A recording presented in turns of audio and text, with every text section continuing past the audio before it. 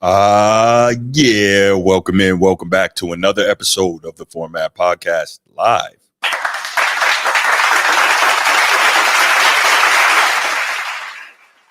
Yes. And here we go. So as you can see, looks like I'm by myself right now. Might be by myself for the whole show. G's not gonna be here with us, but might have some other guests popping up. Might have my guy Transform show up. So we are gonna go ahead and we're gonna do this thing, man. I got some pretty interesting topics I think to talk to you guys about tonight. And like I said, it may just be me, and that's cool because every now and then I just come on here and kick it by myself, and that's all good. So as you can see, we're definitely going to be talking about some early college football ranks. I'm not going to get too much into that, and the reason why is if you were with me last college football season on this show, I had my main man Ryan Langford, former University of Illinois Fighting Illini wide receiver, former Indianapolis Colt, and former Canadian Football League wide receiver, joined me as the Format Podcast official college football analyst. And he's going to be starting back in that position again this season. So we're going to have some fun with that and can't wait for him to come on. But I'm just going to kind of touch on that stuff a little bit this episode here. Then we're going to talk about Kendrick Perkins, who I thought had seen the light, but maybe not.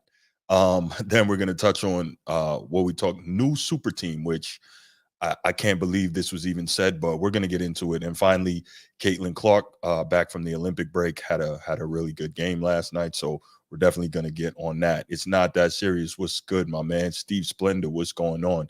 So, yeah, that's what we're going to do. We're going to touch on these topics. We're going to talk about them, and we're going to do what we do here on the Format Podcast, and that's get into some good sports talk. But before we do all that, you know what time it is. If you're here on YouTube and you haven't already, please make sure you go ahead, click that like, that subscribe, that notification bell. Make sure you're kept up to date whenever we drop new content on the channel. If you want the audio only version of the podcast, open up your audio podcast platform, hit the search bar, type in The Format Podcast, and we should come right up. If you're enjoying the content, make sure you give us that like, that 5-star review, and drop a comment. All that stuff helps us rise in the algorithm, helps us find more sports fans, helps more sports fans find us. And finally, make sure you write it down, put it in your phone, set an alarm, do whatever you got to do to remember. Saturday nights at 7 p.m. we are live here on the Format Podcast, and we'll give you the opportunity to call in, talk to us, get at me. I love it. I can't wait. All right. So yeah, so let's get right to it, man. Let's get right to it. First and foremost, though, if you're in the chat, I appreciate you. Whether you're watching on Facebook, whether you're watching on YouTube, please go ahead, go over to the YouTube page. The YouTube page, make sure you hit that like and subscribe if you haven't already. Really helps. What's up, Nick? What's going on, man? It really helps the more likes we have, it helps the channel get out to more people because that's a big part of that YouTube algorithm. So let's do that. All right. So let's get to it. Like I said, I'm not going to go too in depth on this particular topic because my guy Ryan Langford, the Format Podcast official college football analyst, he's going to be back with us this season. And we're going to really delve much more deeply into the college football. But for now, it's something I definitely wanted to touch on. I'm a big college football fan, in case you didn't know, and I'll tell you, that's one of the longest off seasons, man. Now it's going to be a little shorter going forward because now what is it to win the championship? You have to play 17 games. So you got you have a 17 game season now. So between the regular season and the new 12-team college football playoff, the season's going to last a little bit longer, but still you have from mid-January all the way up till September. That's an incredibly long off season. And that's tough if you love college football, because I do. And I'm one of those people. It's really hard in the summertime when there's no NFL, there's no college football. In most years, all you have is baseball, or if you're just into some of the other stuff, maybe you watch soccer in the foreign leagues or whatever, English Premier League or La Liga or something like that. And if you can get access to that, that's cool as well. But the point is, for me personally, it is hard. I'm not a baseball guy, so here we go. Yup. There we go. Transformer. What up, bro? Yeah, I know the Knowles. I know. But like I keep telling you, we're gonna see you come November in that night game when y'all gotta come up there and freeze in South Bend. But that's a different story. We'll talk about that another time. But yeah, so college football season is just about here. All these teams are in the heat, literally, of training camp, and they're getting ready to go. What do we have here? About 2.5 weeks now until the season starts. So I can't wait. It's not that serious. College football is awesome. I actually like it better than the pros. I'm always back and forth on that, right? I'm normally thinking that during the college football season that is better than the pros, but then once the college football season's over, and then you get the pros, and the playoffs is ramping up, and then that I'm like, nah, maybe I was wrong, but I'm always back and forth. I love them both, man. What? You sound silly, Transformer. You sound silly, but that's okay. You're going to be going up against one of the best defenses in the country, one of the best secondaries in the country, and you got DJU for your quarterback. So you better go look what happened last time DJU went to Notre Dame Stadium. But that's a different thing. Michigan, Big Ten, go blue. Okay, all right. Uh, Steve's Steve, man, 69 nothing. Seven nopes. I like that. I like that. All right. I see y'all already at it in the chat. That's what I'm talking about, man. Interaction. And again, make sure if you haven't already, please go ahead, hit that like and subscribe. We really appreciate it. All right. So this is the thing. So earlier this week we saw the preseason polls come out with the preseason rankings, and kind of seeing where the quote unquote experts see all these teams landing to start the season, who's the best, and kind of what they see for their top 25, which gives you that starting point in terms of where your rankings are and how hard it may or may not be, how difficult it may or may not be for you as a team to be able to make it to the 12-team college football playoff. Now, it's going to be a lot easier to make it to the 12-team theoretically than it would have been to make it to the old 14 college football playoff. Why? Because there's simply more spots available, right? And I think that's a good thing, because I'm one of those people that, like, I didn't like that 14 college football playoff, nor the old BCS system where you just get the final two, because to me it almost says like it says to a team, it really doesn't matter how good you are, how hard you play, because you probably won't get a shot at playing for the chip anyway. At least the 12-team playoff gives you more of a shot. Now, the 12-team playoff still has its college football BS involved. Why? Because the SEC is and the Big Ten are both negotiating like, hey, we want a certain number of spots. And for the most part, that's how it's going to go, right? These are the powers, these are the major conferences in college football, and that's how it's going to end up. You hear some of the so-called experts, your Colin Cowherds and your Paul Feinbaums, et cetera, saying like certain teams don't ever deserve to be in the playoff, right? Like we saw Florida State get smoked by Georgia in the bowl game last year. I can't remember what bowl it was. I don't know if it was the Orange Bowl or the Peach Bowl, but anyway, Georgia smoked them. But the point is, a guy like Paul Feinbaum on ESPN, their college football expert, he's going in, he's saying that, well, based on the result of that game against Georgia, Florida State didn't deserve to be there, which is total BS, because Florida State is the first undefeated conference champion in the history of college football not to make the 14 playoff. Like, that's just absurd, right? Whether or not they would have got smoked if they got in is not the point. The point is they earned their way there to get smoked, right? TCU got smoked by Georgia, 2 years ago, I think 65-7 in the championship game. And it's this whole, oh, they didn't deserve to be there, they don't recruit well enough, they're not good enough. No, guess what?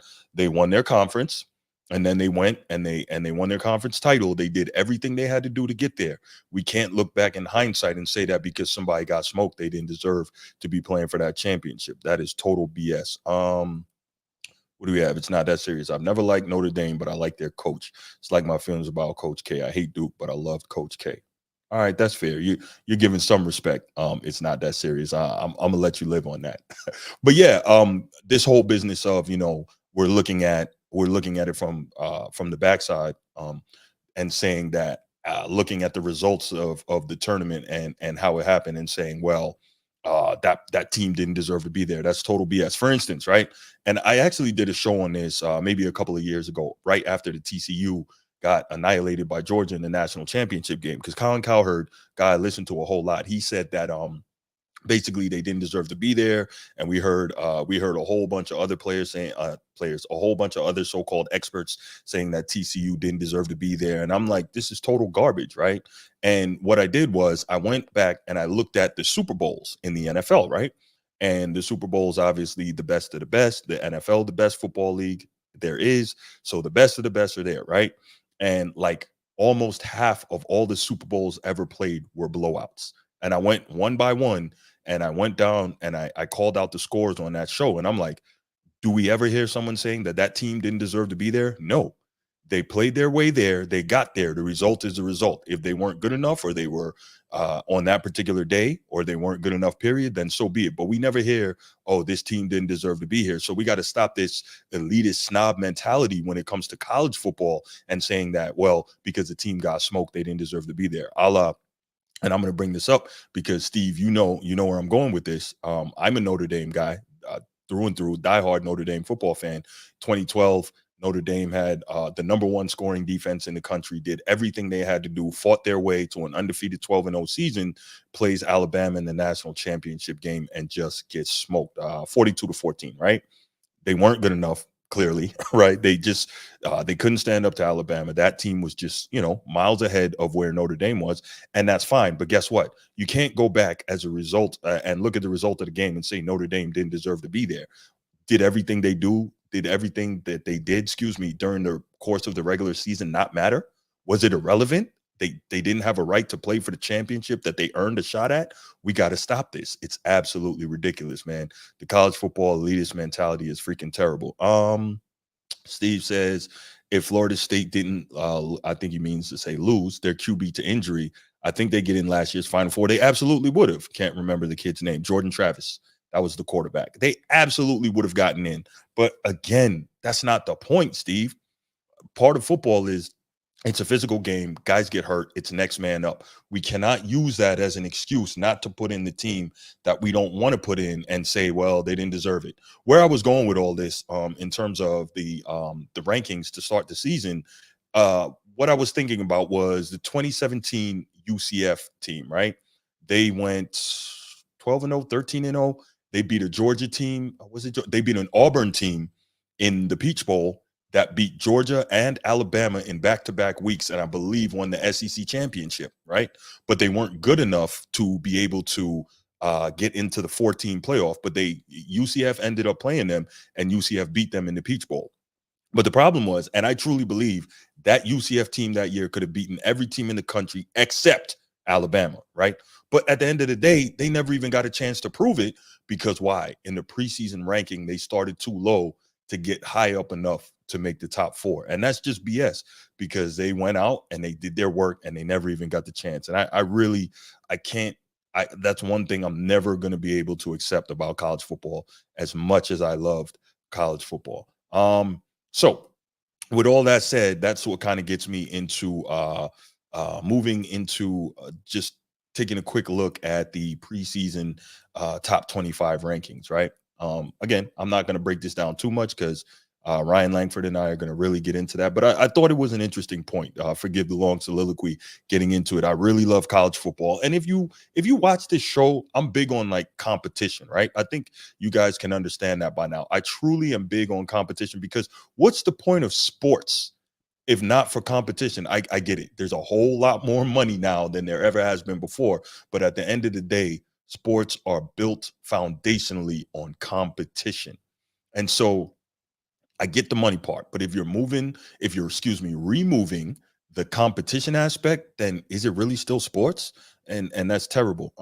Steve says, I agree. I just never saw a team penalized because of an injury, which was definitely the case for FSU last year, but their results should have trumped that. And that's what I'm saying, because that's what Robert Griffin III actually tweeted out earlier in the week, prior to being fired from ESPN, is that even with a second string who got injured and then a third string quarterback playing, they being Florida State, managed to go undefeated throughout that regular season and then win their conference championship. But then they got jerked. Why?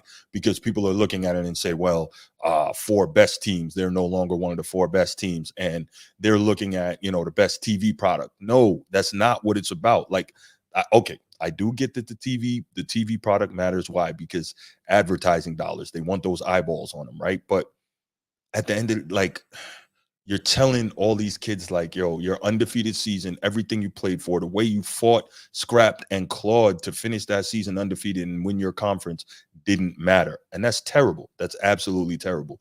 Like, who would have been mad to see that Michigan-Florida State matchup? I still believe Michigan would have beaten them, but I think that would have been a really good game. I really do. Again, matchups are everything, man. But, At the end of the day, I think what they did there, because the college football world, especially the college football playoff, ESPN, SEC connection, I think they couldn't stomach not having Georgia there, but having Florida State there when Florida State was an injured version of itself.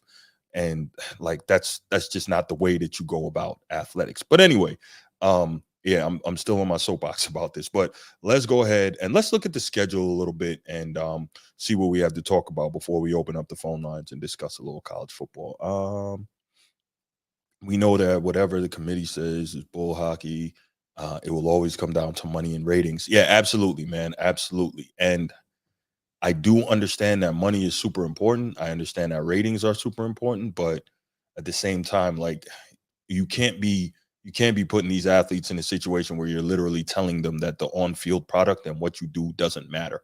You just can't. But I say you can't, but clearly you can, right? Because that's exactly what they did last season. All right, let's go ahead and look at this for the millionth time. I've been trying to get to it and I keep talking, but let's look at this these rankings. All right, so we got the AP top 25 preseason and the coaches poll. So of course, Georgia is number one. I'm not really sure why, other than the SEC bias. They're in the SEC, so they're going to get the nod. But personally, I think Ohio State should have been the number one team in this preseason ranking based on what they've been able to do during this offseason and in the transfer portal, shoring up the quarterback position, shoring up the running back position.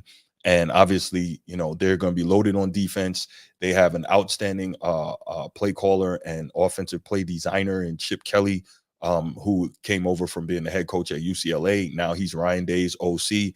They're going to get back a little bit back to more of their physical DNA on the ground, because we know that Chip Kelly loves to run the football. Because even if you remember back at Oregon, when they were blowing people out, they were doing it in a physical way, and they were running the football. And so, you know, there was a whole lot of that going on. And now I think that they are really going to get back to that. You know, you have Travion Henderson, you have Quinshawn Judkins, I think that came the Ole Miss transfer. And these are two of the best running backs in the country. You have them. You always have a strong O-line at Ohio State. And now you have another guy you can build into the quarterback, into the run game with quarterback Will Howard. I think he came from Kansas State, I believe. He can throw it. He can run it. I mean, you've got some. And of course, you're always going to have high-level elite receivers, right? Julian, well, I think Julian Fleming is gone. I think he transferred, but Emeka Egbuka came back. He's one of the best receivers in the country. You're always going to have high level wide receiver play at Ohio State. So this, I think, is a very, very good football team. And personally, I would have put them number one. Now, maybe some people are going to say, you know, I have an anti-SEC bias. Okay, I'll take that. But I just think that based on what they did this offseason, that Ohio State is the best in the country. Now, I think if you're going to put Georgia ahead of them, your only argument would be that Georgia has Carson Beck coming back. He's a Heisman candidate. And as much as Will Howard is going to be good for that system, he's probably not quite on that level. All right. So number three, and I'm not going to go through all these. I'll kind of stop where I see fit. But number three is Oregon. Dan Lanning has really built an SEC style power, and he has done that. He's done that out west in Oregon. And Phil Knight has basically said that they will pay whatever to build this program to try and win a championship. So obviously we know that NIL and pay for play are all legal now. So Phil Knight is really trying to make it happen. I think he's in his 80s. He's Oregon alum. He wants to win before he dies. And so he's willing to pay whatever money to make that happen. And they've got a new quarterback, Dylan Gabriel, really outstanding guy. Started off at UCF, did his thing, moved on to Oklahoma, did his thing again. He's one of the most experienced and accurate quarterbacks in the country. Really, really good college quarterback. I don't anticipate he'll be some superstar on the next level. Doesn't have a huge arm, but can throw it. He is moderately mobile.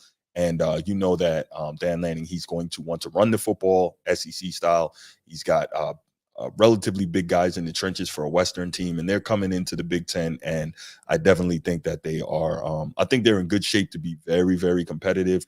And I'm not upset at all with them at number three. Might be a little high for my taste, but I'm not upset at anyone who puts them there. Texas made the 14 college football playoff last year, lost the shootout to Washington. And I think probably the main difference there was Washington had slightly better receiver core and a better quarterback, Michael Penix Jr. And then You saw was it Jalen McMillan, Jalen Polk, and of course Roman Dunze, who made a spectacular grab with Caleb Williams today in the Bears preseason game. So Texas, very good team. That's another team that's changing conferences with realignment. They are in their first year in the SEC, and Steve Sarkisian, their head coach, has done a really good job when he took that Texas job, knowing that they were going to be moving into the SEC in a few years in terms of building them up physically for that conference. We saw them go into Tuscaloosa last year and win and really kind of physically manhandle Alabama. They were able to run the football. They were able to throw the football. They were able to protect against the pass rush.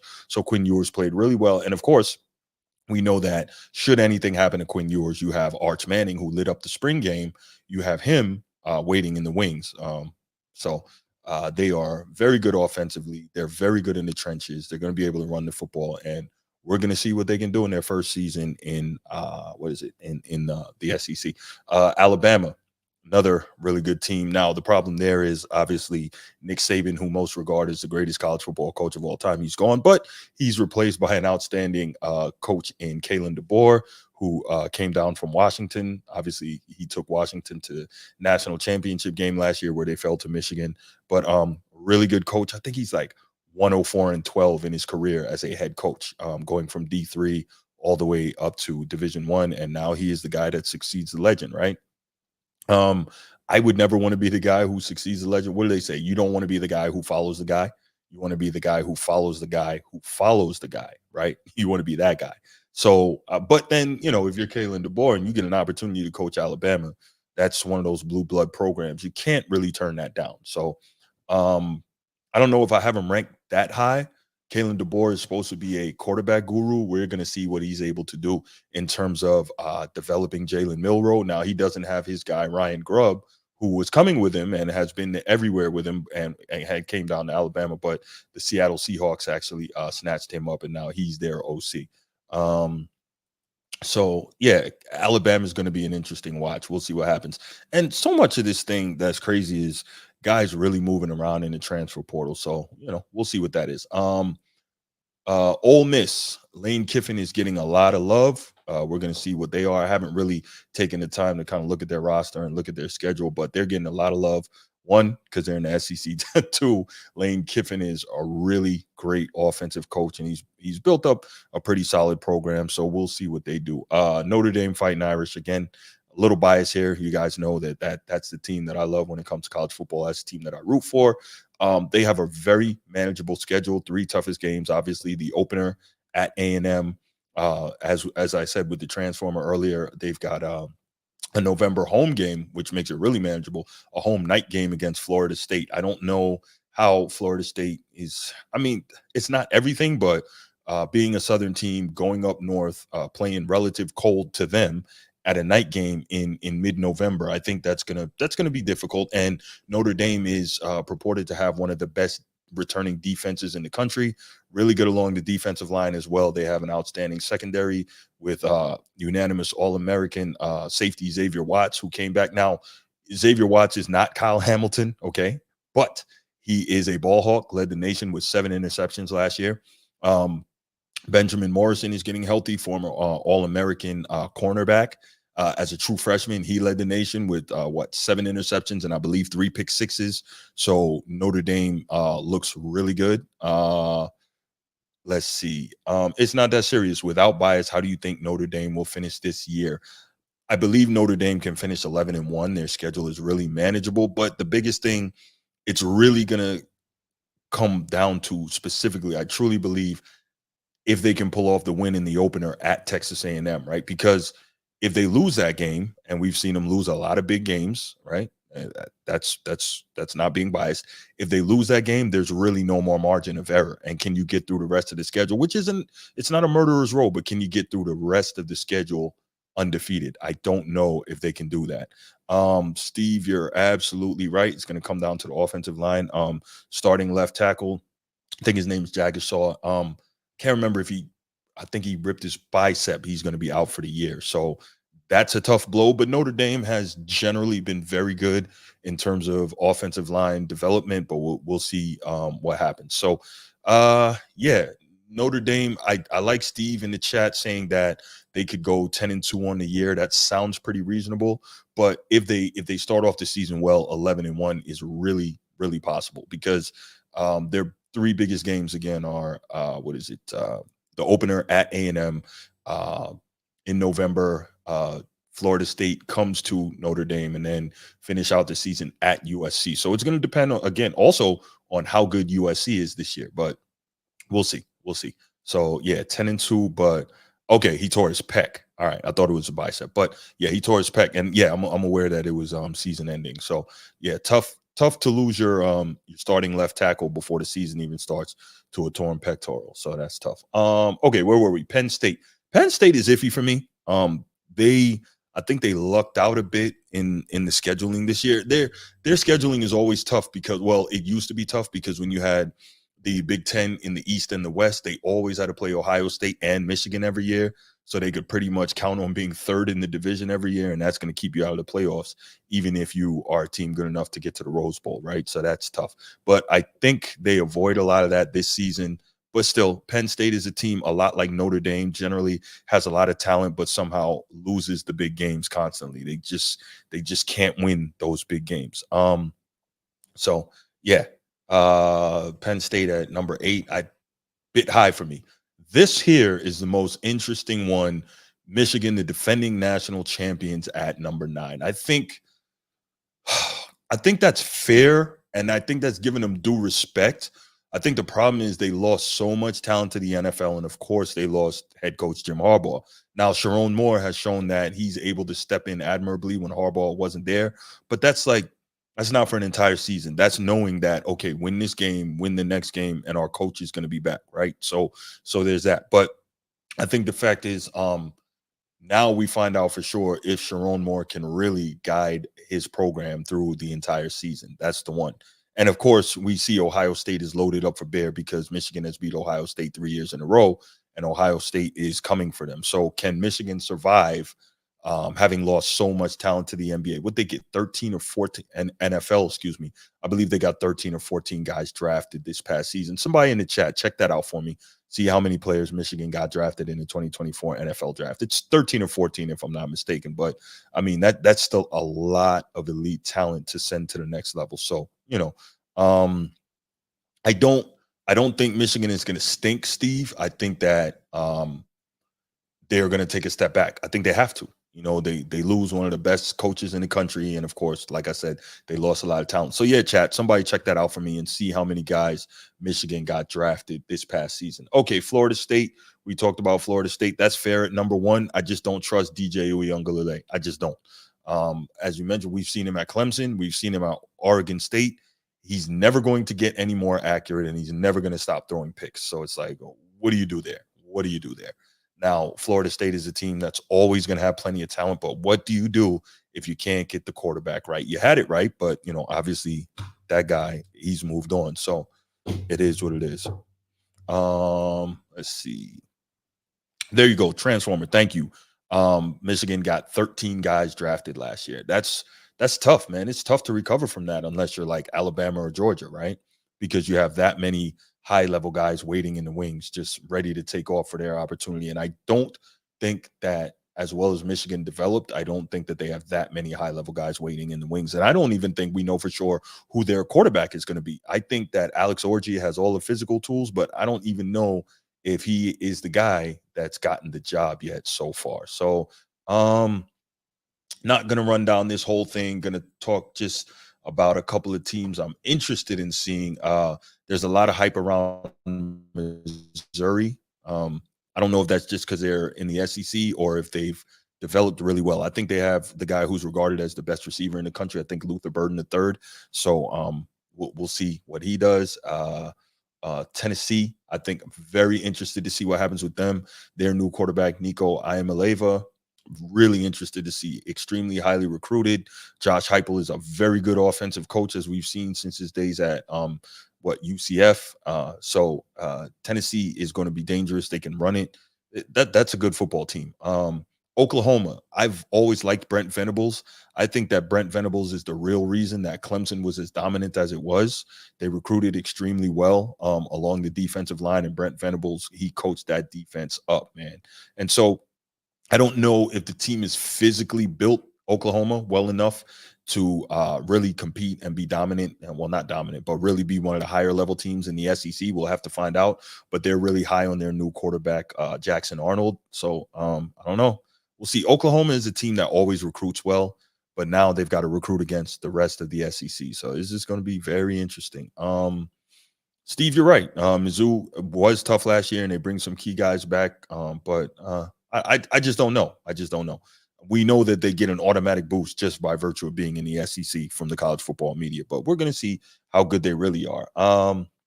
Oklahoma State, for me, got to see, but I really like Ollie Gordon. I really like him. You guys, if you watch the show, you know I love the running back position, and seeing a dynamic running back like that, widely regarded as the best running back in the country. I think he had like 1,700 plus rushing yards last year. Really, really good running back. He's back, so we'll see what they have around them. Kansas State, uh, really good team as well. What, 2 years ago they won the Big 12, so they won the Big 12 championship. They beat TCU in a classic in that game. The U, Miami, very interesting. They got Damian Martinez from Oregon State, the running back out of the transfer portal, one of the better running backs in the country. And they also got Cam Ward, the quarterback from Washington State. So really good. So the thing with me is Mario Cristobal, head coach at the U, and obviously he played there as a player, O lineman, really good recruiter, but he doesn't seem to be a good coach, right? His in-game, his X's and O's and in-game adjustments and stuff like that, really don't believe in him very much. So we're going to see at some point there's got to be a meshing of the recruiting and the in-game coaching. So we're going to see what that is. Texas A&M, we talked briefly about them. Obviously, they host Notre Dame in the opener, and again, they're in the SEC, so they got to deal with that schedule. But a lot of talent still on that team from what Jimbo Fisher was able to bring in. And now they've got a disciplined, dedicated head coach in Mike Elko, really strong defensive guy.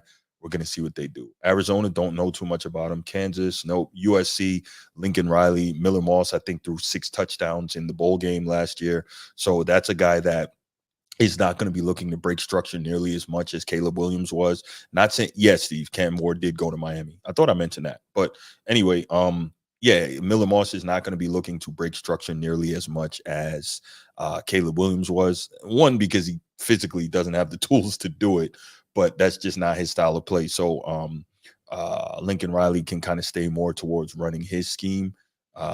So there's that. Deion Branch is one of the, is it Deion Branch? I think Zachariah Branch. I'm sorry, not Deion Branch. Deion Branch played for the Patriots, but Zachariah Branch, one of the most exciting weapons in the country in the kick return game and the wide receiver game. Really outstanding young player.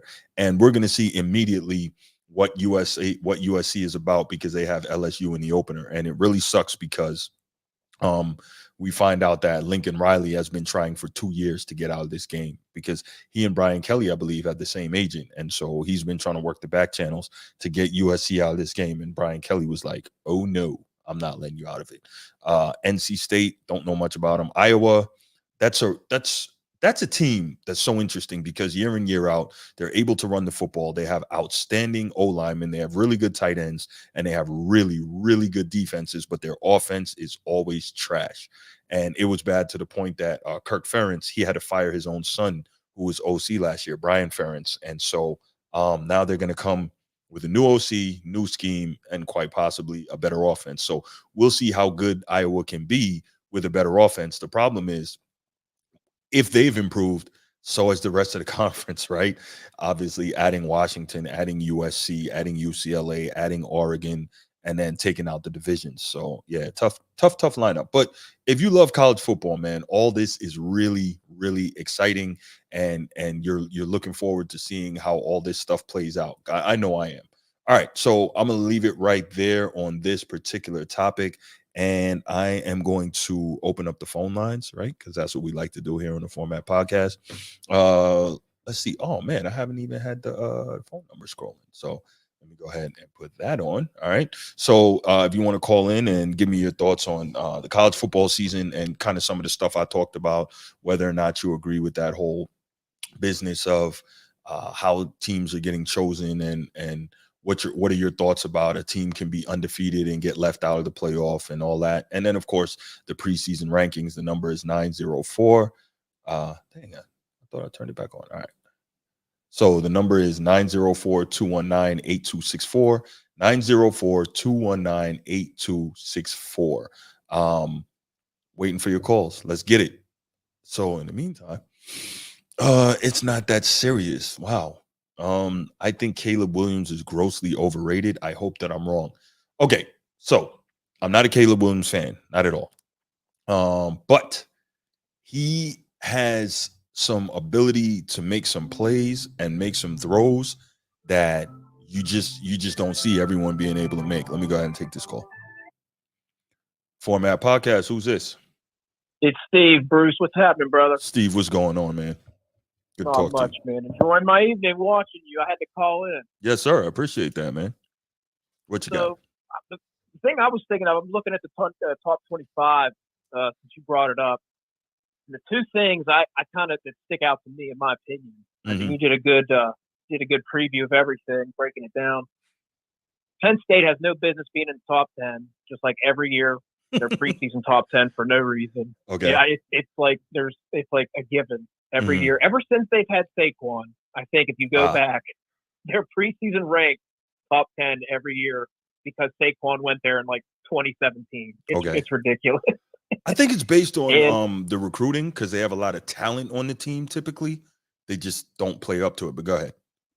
They do. I can't disagree. Like, if you're looking at the numbers, but you made a good comparison, and I do it all the time. You compared them to Notre Dame, and you're right. And I hate to admit it, but it's the truth. Where it's like, if you look at the numbers, like with recruiting, they technically bring in talent, but I don't know if it's a player development thing. It just never translates to the big game.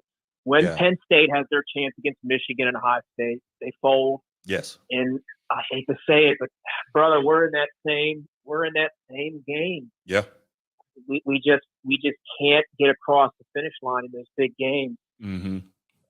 Yeah, but, I don't think that James Franklin. I'm sorry, my bad. Go ahead. No. Go ahead. I want to hear you. No, I was saying I don't feel like James Franklin is a big game coach. I really don't. And I think that's the biggest problem.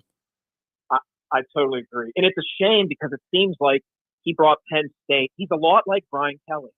Correct. Brian Kelly brought us to a 10-win relevance after some really rough years. Franklin, after that dark time at Penn State with all the drama, I think it was Bill O'Brien right after Joe Paul, then Bill O'Brien. I mean, that was some dark times for Penn State fans. And he brought them to a 10-win relevance. Right. But what has it really, you know what I mean? What have you really won? And we're both in that. It's like we're like twins in that respect. Where it's tough. We're like that 10-win plateau where it's like we kind of matter because of our name and brand, but it just never really pans out to be in that top 5 threshold where you're actually competing for something. Yeah, absolutely. And it's tough, man, because like I said, I don't believe James Franklin is a big game coach. He doesn't seem to adjust well, but with the divisions going away in the Big Ten, although the Big Ten has gotten more difficult, Penn State has a better opportunity now because they know that there's going to be some years where they don't have to play Ohio State or Michigan or Ohio State and Michigan. And in a year where everything falls right, if they have if they had a good recruiting year that year, then they really have the opportunity to do something special. And I think I heard that in like 7 out of the last 10 years, I heard James Franklin on an interview during this offseason, 7 out of the last 10 years or something like that. Had this been a 12-team playoff, Penn State would have been in, right? So that 14 playoff is a very tough thing. So at the end of the day, and I think we know this in like just about every sport, you just want to get a chance to get in the dance, right? Once you get in, anything can happen. And so I think, you got a team like Notre Dame looking at that. You got a team like Penn State looking at that. And I'm sure lots of other teams, like, we just got to get in. We got to get in and we can get hot. Now, trying to win 4 straight in a sport that can have significant talent disparity, like college football, that's a lot tougher. But you know, now with NIL and you can literally pay for play, I guess at this point, a team has to do what they have to do to make sure they can field the most competitive possible roster. Totally agree. Yeah. Totally agree. Yeah. Just get me a ticket. Let me in the dance. That's it. Let's see where we can go. Totally absolutely agree. Yeah, man. I don't want to take up all your time, brother. I had one more point I wanted to make, and I wanted to hear your thoughts. Of course. Why would you give Ohio State the edge over Georgia? I'm just curious. I just think that based on what they built out in the offseason in the transfer portal, and I think they have better coaching. At least better offensive coaching, right? Georgia obviously is physically dominant. They might have better defensive coaching, but Ohio State, I think, is just so loaded everywhere. And again, I think the biggest reason for that, obviously, it didn't just hurt them to lose 3 straight years to Michigan. It hurt them to lose to Michigan and watch Michigan go on to win the national championship. And the past 2 years losing to Michigan based on the time in the season when they play, that recency bias, it's also kept them out of the championship game, out of the championship game, out of the 14 playoff, right? But now they're like, we're not going to allow this to happen again. They're like, Harbaugh's gone. So Ohio State has upped the ante on their roster. They've upped the ante on their coaching staff. And I think that they have such a sense of urgency about them. I just think that they're the best team in the country right now. Could be wrong, because I think early in the year they have to go to Oregon, which is going to be a hell of a game. I'm looking forward to that. But you know what? You know what, though? We were talking, you mentioned it earlier. They lose that game at Oregon in a competitive fashion. That doesn't hurt them. It doesn't. And that's the beauty of the 12-team playoff, right? Because, you can still bounce back and have a really great rest of your season, and it's not going to kill you. Also, on the flip side of Ohio State, I didn't mention this when I was running through. Texas goes to Michigan, I think, in week 2. That's gonna be another amazing game. Oh man, I'm telling you, the first 3-4 weeks of football, we have some bangers. Fantastic. We don't have to wait through the MAC and the WAC. Right. Like we're seeing some bangers. This is what, and to be honest, this is how it should be. Yes. With this new format. Before, I understand running the table, the undefeated. That was like the metric. That was the bar. You lose one game, now it becomes politics and who's, what do they say? When you win in a fancy fashion, if you score 100 points. Margin of victory or whatever you call that. Right. Yeah, it comes down to all these subjective metrics where it's like, if you know you're undefeated, you're good. So you might not take those risks early on. But, I mean, obviously, we're biased, but we got Notre Dame, Texas A&M week. We got Texas and Michigan week 2. You got Oregon, week 1, Ohio LSU State. and USC, like a lot of really good games. Yeah. Absolutely. Now, I'm sorry. I hate to take up your time. No. You're good, man. How do you feel about that? How do you feel about LSU and USC? So this is funny. When John Kennedy, for those of you who don't know, John Kennedy is the host of the Always Irish Notre Dame football podcast. Really good show if you love Notre Dame football, and also a good show if you love college football. So there's your plug, John. Maybe a month and a half ago, John was on my show, and we actually talked about that. And I'm going to tell you, I am rooting for USC to beat LSU in that game. One, because I will never, ever, ever, ever, ever root for an SEC team. Never. I won't do it. That's number one. And number 2, the better USC is, the better it is for Notre Dame at the end of the season when they go out to LA. And so, I'm looking for that. Absolutely. I actually agree. I'm going to be rooting for USC. And I know as Notre Dame fans, people are probably like crossing their eyes. What is wrong with you? What's going on? But I agree. I want the Notre Dame USC game to matter. I always do. I hope they're undefeated. That's right. Can you imagine going out there to finish the season with Notre Dame and USC undefeated? That'd be fantastic. And realistically, whoever loses that game, they're probably still in. Yep, that's true. Nah, Notre Dame is not trying to go to the SEC. It's just not a cultural fit. That's not going to happen. And I don't know that the SEC has too much interest in Notre Dame anyway.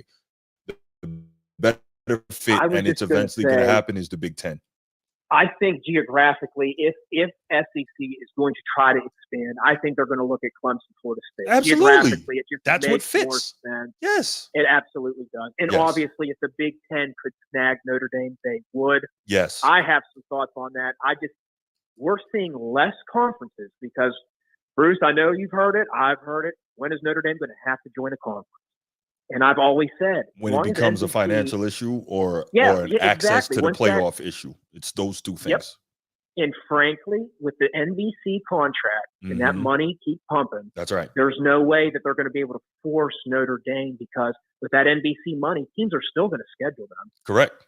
That's right. Teams are going to want to play Notre Dame. The NBC money. I understand the Big Ten has now a contract with them, but if Notre Dame has their own broadcast, their own contract, it just doesn't make sense. And we're seeing less conferences. It was always you have to have that conference championship. Yeah. Well, now we're seeing conferences diminish. And to be honest with you, I would not be surprised if we saw the ACC dissolve here in the next 3 to 5 years, potentially, depending on how things shake out. You know, and it depending on. Again, I know this sounds like an old man take, an old traditional take, but how is the Big 12 going to survive? How long is it going to last without the brands of Texas and Oklahoma? I'm sorry, that's a factor in my opinion. You're right, but I think what's going to happen, the key with the Big 12 is can Colorado be a good team and pump some life in there? And can Utah, which is a very good team and has one of the best coaches in the country, can they bring some life into it? So, yeah, absolutely. So if those two teams, if those two teams can bring some life into the conference, I think that'll be a difference. Arizona, I believe, is also going there. So there's that. I'm glad you brought this up, bro. I have to get your thought. Yeah. What do you think? Deion's going to stay at Colorado long enough for this to be a long-term impact for the Big 12 as an acquisition? I don't know, but this is something that I said from last year. I believe that Colorado has a legitimate opportunity. I may sound crazy here. I think they have a legit opportunity to play for the Big 12 championship this year. I do. Now, I had said that I thought that I saw them as the favorite with Oklahoma and Texas leaving, and Deion is building that team in his Deion way. All they have to do is they got to keep Shedeur Sanders, excuse me. They need to do a better job of keeping him upright because he's one of the best quarterbacks in the country, right? So if they're able to do that and they have skill on the outside, this can be a dangerous team. And they did a lot of work upgrading that offensive line in the offseason, getting guys in the trenches. So I believe that they can be dangerous. Now, when I predicted them possibly winning the Big 12, I totally forgot about Utah. So I gotta give Utah their due respect. I think they're now the best team in the Big 12. But to your question, I don't know what Deion does when Shedeur's gone. I don't know. Because what if the Cowboys move up to draft Shedeur Sanders and Jerry Jones says, "Come be my coach"? Like, can you say no to that? I heard you say that before, and that's an interesting take. I don't think that's crazy. I mean, we know Jerry. Right. Jerry's going to do whatever brings attention to Dallas. Jerry's going to Jerry. Right. Yep. Amen. This is how I was thinking of. I agree with you. Colorado has a chance in the Big 12. I'm surprised they're not preseason top 25, given that they arguably have two first-round draft picks. Two of the best players in college football. Absolutely. Yeah. And that's what kind of shocked me, where I thought, I know last year was 4 games. It was a 4-win season. Yeah, you could say it was a disappointment. It was improvement, depending on how you look at it. Yeah. But I think undoubtedly they have 2 of the most talented players. Correct. Coming back in a conference that this is a big turnover for them, and they're losing 2 blue bloods.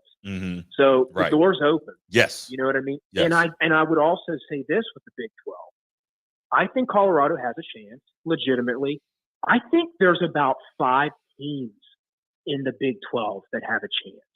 There's going to be parity in that conference. And it sounds crazy, but Kansas State. I do think Utah would probably be like the slight favorite. Yeah. You could throw Colorado in there. I think you could throw Kansas State in there. I think Oklahoma State has a legitimate. Yep. I've even heard a lot of noise coming from Central Florida. I heard UCF is going to have a squad this year. They always have talent. Yeah, they have one of the best running back rooms in the country now. They have a lot of talent. Yeah. It'll be a fun year, especially in that conference. It's going to be a fantastic year. I'm so excited for college football to be back. I really am. 2 weeks. It can't get here. It can't get here soon enough, bro. Right. Absolutely. It cannot get here soon enough. What else you got? Well, the last thing I was thinking, and I know this is a bit of a biased one. I'm sure people don't want to hear us just talk about that thing. What do you honestly feel? Where do you see the schedule going? Do you think we're legit could run the table at 12-0, 11-1, 10-2? Where do you think that one is? Man, it's going to be one of the three big ones, right? It's that A&M, USC, or Florida State. I do believe they beat Florida State. I don't think they smoke them. I think they beat them. That weather is going to play a role. And I believe last time they came to South Bend, they got handled pretty well. Yeah, it was a smoke show last time in South Bend. Yeah, it was. Was that? I'm pretty sure that's when Josh Tyree Adams was a freshman. Okay. And no, Kyron. Yep. Yeah, he ran all over them. That's right. And Chris Tyree were like the tandem. Yep. And they smoked them. I don't know if Travis was there. It might have been somebody else. It was. Travis. It wasn't Travis yet. Yeah, it was somebody else. And then we played them at Florida State. I want to say either the year before or the year right after. It was with Cohen, the quarterback transfer from Wisconsin. We opened up at Florida Jack State. Cohn. That's right. And that's right. we were dominating. And then Florida State came all the way back and put it into overtime. So that'll be interesting. I'll be honest with you, Bruce. I'd love to say 12-0. I can't. I love Mark. I can't. I don't think they're good enough yet. There's going to be. There's a slip somewhere in there. I just can't do it. And I hate to say it. I hope this isn't the game. Mike Elko scares me, Bruce. He's really good. And you're right, because look at the defense that he was able to play with Duke. And now he's at A&M. And so, and look at the talent. Look at that talent in the front seven. And this is where I'm scared, brother. That young offensive line at Kyle Stadium, in that environment at night with some NFL defensive linemen. That's right. That's just a bad recipe. I surely hope they scheme some certain things to get Leonard on the move. Let him be an athlete. Don't let him stand back there and let those guys just come guns ablaze. Right. I really hope they scheme this. Well, that's where I think a lot of people are forgetting. Mike Elko knows everything that Riley Leonard wants to do. Right. that was his quarterback. So there's that. But on the flip side, Riley Leonard is also coaching his coaches at Notre Dame now on how Mike Elko wants to run defense. So there's that. True. So this is truly a chess match, Mike Elko and Mike Denbrock. It's really a chess match. Looking forward to it. And let's not forget, Notre Dame is I saw a meme on was Instagram earlier, and they were saying that, I think it was PFF, one of the PFF analysts was saying that Notre Dame goes into the season with a top 3 defense, and they wouldn't be surprised if they ended up end of the year as the number 1 defense in the country. I did see that. Yeah. I did see that. Think about this. Now, we know you're going to – when was the last time – and we're going to move off of this before we – a bunch of people like, oh, my God, Notre Dame talk. But when was the last time you saw Notre Dame with a secondary that made you not be afraid of elite passing teams? For the first time in a long time, the Irish have that. I was going to say not since Holt. There you go. Not since Lou. Right. I mean, we did not have back end. I mean, we've had our Kyle Hamilton. We've had a player here or there, but collectively, I agree. We've never had a unit where it's like, man, we can't really test certain guys. I really expect now, given his health, which I'm hearing everything's in the clear and things are good for Benji. Yep. So hopefully Ben is healthy, and I think he is a legit. I mean, look at some of the guys he's faced. I mean, he made Marvin Harrison look human. Yes, he did. Which is a very hard thing. Very difficult to do. It's a very hard thing to do. So, like, if you have that type of ability that can take away half the field, you have Xavier Watts. That's right. And I like our options on the other boundary with Christian Gray and Nicky. I think we got some guys that are like, man, and I'm hearing some good thing out of the young guys, the guys who are just stepping on. I was about to say, the last thing I'm going to say on that is Benjamin Morrison says that it might sound crazy, but he thinks that, can't remember his name, this freshman corner on the other side. Is it Leonard Moore? Yes, that's who it is. Yes, he says he thinks this guy's going to be better than him. So that says a lot. That's what I heard too, man. Yeah. And I mean, obviously, as a Notre Dame fan, we never get corners like this. Right. We never had really corners like this. Yeah. But yeah, I'm gonna let it go here, man. We could do this all night, but we gotta move on. And I'm sure the non-Notre Dame people are like, okay, move it along. So, you see you get off here. Right. I appreciate you, Bruce. Yes, I'm watching, brother. Hey, thanks for the call, Steve. I appreciate you, man. Bye-bye. All right. Okay, so what we're gonna do, let's go ahead and we're gonna take it to the next topic, and we are gonna discuss Kendrick Perkins. You know what? I really didn't expect for that college football topic to last as long as it did. But get ready because we're going to be going into depth with Ryan Langford and on subsequent episodes, really discussing and breaking down this college football thing. And man, I can't wait. I'm just so excited. Anyway, we are back to the NBA, right? And why wouldn't we be back?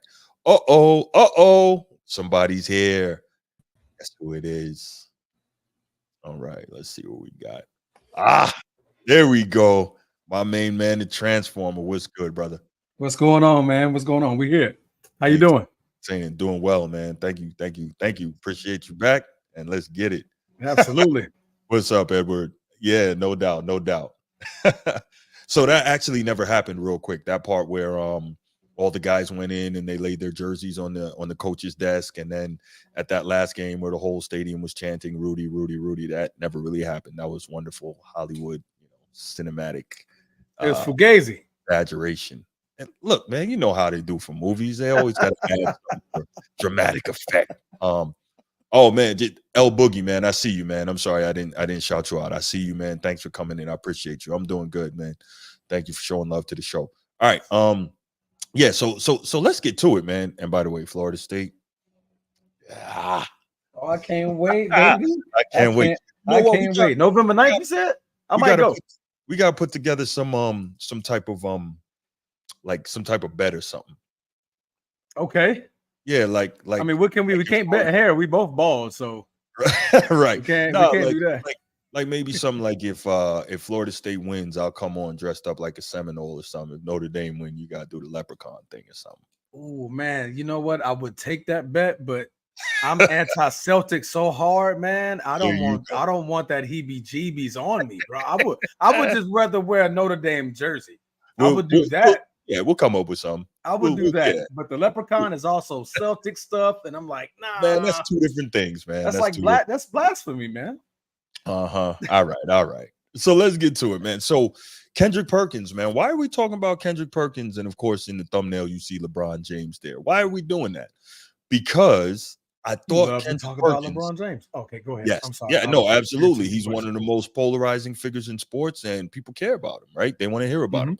So I thought Kendrick Perkins, I thought he had gained some sense, right? I thought he left the LeBronite cult and all that, man. I thought his brain started working properly as a regular grown man should. But no, it hasn't. And we're going to discuss that and kind of like what's going on here, right? So if you've been with me a while, a couple months back, maybe what is this, August? So it's August. Probably about 4 or 5 months back, I did a show because I was so shocked that Kendrick Perkins was really calling out LeBron James. Really, I was shocked that a lot of media members were calling out LeBron for some of his nonsense, right? And so this was like pre-draft, and this was after Darvin Ham got fired and all that. And, I was really breaking some of that stuff down. I'm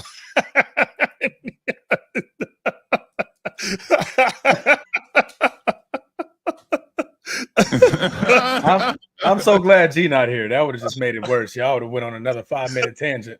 Right. No doubt. Oh, that's a good one, Nick. Oh man. All right. So yeah, back to it. So I thought that Kendrick Perkins had kind of come to his senses, but I don't know.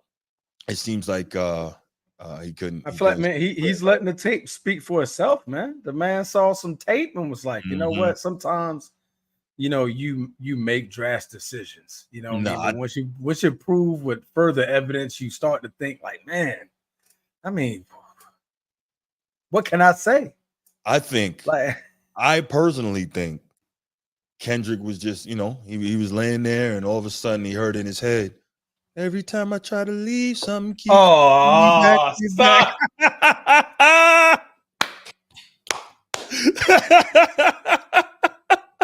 He said, I can't do it, Bron. I can't do it. Tyrese, man. You had a man singing some Tyrese, man. Like, relax. Oh, man. I'm trying to tell you. That's what it seemed like. So let's go back to what he was saying before. Because remember, he got into this thing with LeBron, and LeBron like unfollowed him on IG. On social media, yeah. And remember, he was like, imagine you got to unfollow another man. And like, he went on, I'm not going to call it a tirade, but he kind of was speaking strongly against Bron, right? Mm-hmm. So let's look at one of the things that he said. I cut this from the episode that I did a while back, and then we'll come forward a little bit. LeBron's problem is the accountability, because he's saying cryptic and subliminal tweets. They're not even subliminal. You know exactly what he's saying because we've heard it for the better part of 20 years. So we know exactly what he means. We know exactly what he's saying. But the fact of the matter is that if he could have had Ty Lue, or he could have had an Eric Spoelstra, do I believe LeBron James would have had more titles? Yes. But he has what he has. It is what it is. I don't think all those coaches hurt this argument. The only thing that hurts LeBron James is that they don't think we know that he's a large part of the reason why these coaches are no longer coach him. That's the problem that I have first and foremost. Shannon, you said if he could have Eric Spoelstra, he would have more rings. Damn it, he had Eric Spoelstra. He chose to leave Miami. And left. He didn't want to play for Eric Spoelstra no more in that franchise because they wouldn't do it the LeBron James way, because Pat Riley stood behind Eric Spoelstra. Okay, so when I think about the comments when you said, about Jordan and his expectations, you know why the expectations are different for LeBron James? Because LeBron James put these expectations. LeBron James put these expectations on himself. Because LeBron James is always calling himself on several occasions the GOAT. LeBron James is always speaking out about it. We don't hear Jordan calling himself the GOAT. Here's another thing. LeBron James, this is another thing, man, that I feel like is gonna hurt LeBron. We already know what type of basketball mind LeBron is. I think he's one of the most brilliant basketball minds that ever touched the damn basketball. But when you start making it a case where you're the smartest person in the room all the time, that's a problem. And that's hard for any coach to step into that seat and come in and try to hold you accountable. All right, so that was Perk. Just obviously we heard Shannon Sharp at the beginning, but that was Perk, and he's this was in the aftermath of the Darvin Ham firing, and Perk was like, when I heard that, I was shocked. And then there was another comment, I didn't cut it, but another one where he was saying that LeBron don't need to be at Bronny's pre-draft workouts, stay your ass home. That's what he said, pardon the language. We don't need you out there tweeting. There was, so there was a few. It wasn't a back and forth exchange because, LeBron always wants to appear like he's not involved, but we know what it is. But there was a few different points where Kendrick was really going at LeBron. And I was like, yo, what's going on here? You know what I'm saying? I was like, okay, he's finally, manning up, But then after we saw LeBron James win the MVP in the Olympics, which quick digression, I think this is one of the few things you and I agreed on when it comes to LeBron is that we both feel like he was fine for MVP, right? We weren't in objection to him getting it because his consistency throughout that Olympic tournament, I think I'm cool with that, right? Correct. A lot of people are saying Steph Curry, and I understand that without Steph Curry, they don't win the chip because he came up magical in the semi and the final, and all that's great. Where were you in the 5 games prior? Thank you. He was missing in action, right? Yeah. So you and we definitely agree on that one, right? I don't think it was a huge gap, but I do think that LeBron's consistency probably is that's not what led him to get the MVP. We know other factors did, but I'm cool with him getting it based on his play throughout the tournament. Okay, that said, following that, Mike Greenberg of ESPN's Get Up, he had his show, and he had Perk on there, and they were talking, and this is where it got interesting to me because remember, I just played that soundbite, and I'm thinking, okay, Perk is finally, he's finally coming into his own, he's telling the truth and all that, and then I hear this. Check it out. Quickly, let me get a take on LeBron. He's the MVP of this. He's now the first player, if I have this right, to win the gold medal in Olympic basketball in 3 different decades. He adds the MVP trophy. It's maybe the only thing he hadn't accomplished in his career. What does this mean for LeBron James? The greatest of all time. And Greeny, I know you might not like this morning, but he got one up on MJ right now.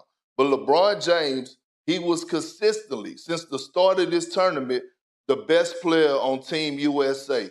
Yes, at 39 years of age, but he did it in all fashions. If you wanted him to guard every position on the defensive side of things, he did that. If you wanted him to play the point and get the team orchestrated and make sure guys got the ball when they need it, he did that. If you wanted him to take over 4 quarters throughout the course of this Olympics, he did that. Everything LeBron James did at this age was a beautiful thing to watch in the Olympics, and he's one up on Jordan right now. He's been my GOAT, but every time he gets one up on MJ, because now he has 3 gold medals, MJ has 2. I mean, this is what we watching. He's the most important player in basketball. Every time I try to leave, someone keeps pulling me back. Right, that's every time Perk is talking now. That's a classic, man. You hear. ain't finna just sit here and just play that, and we're not gonna do that. We're not gonna do that today. You lucky I ain't get the drop, man. I'd be pressing the button and have Tyrese doing it, man. I should have thought about that earlier.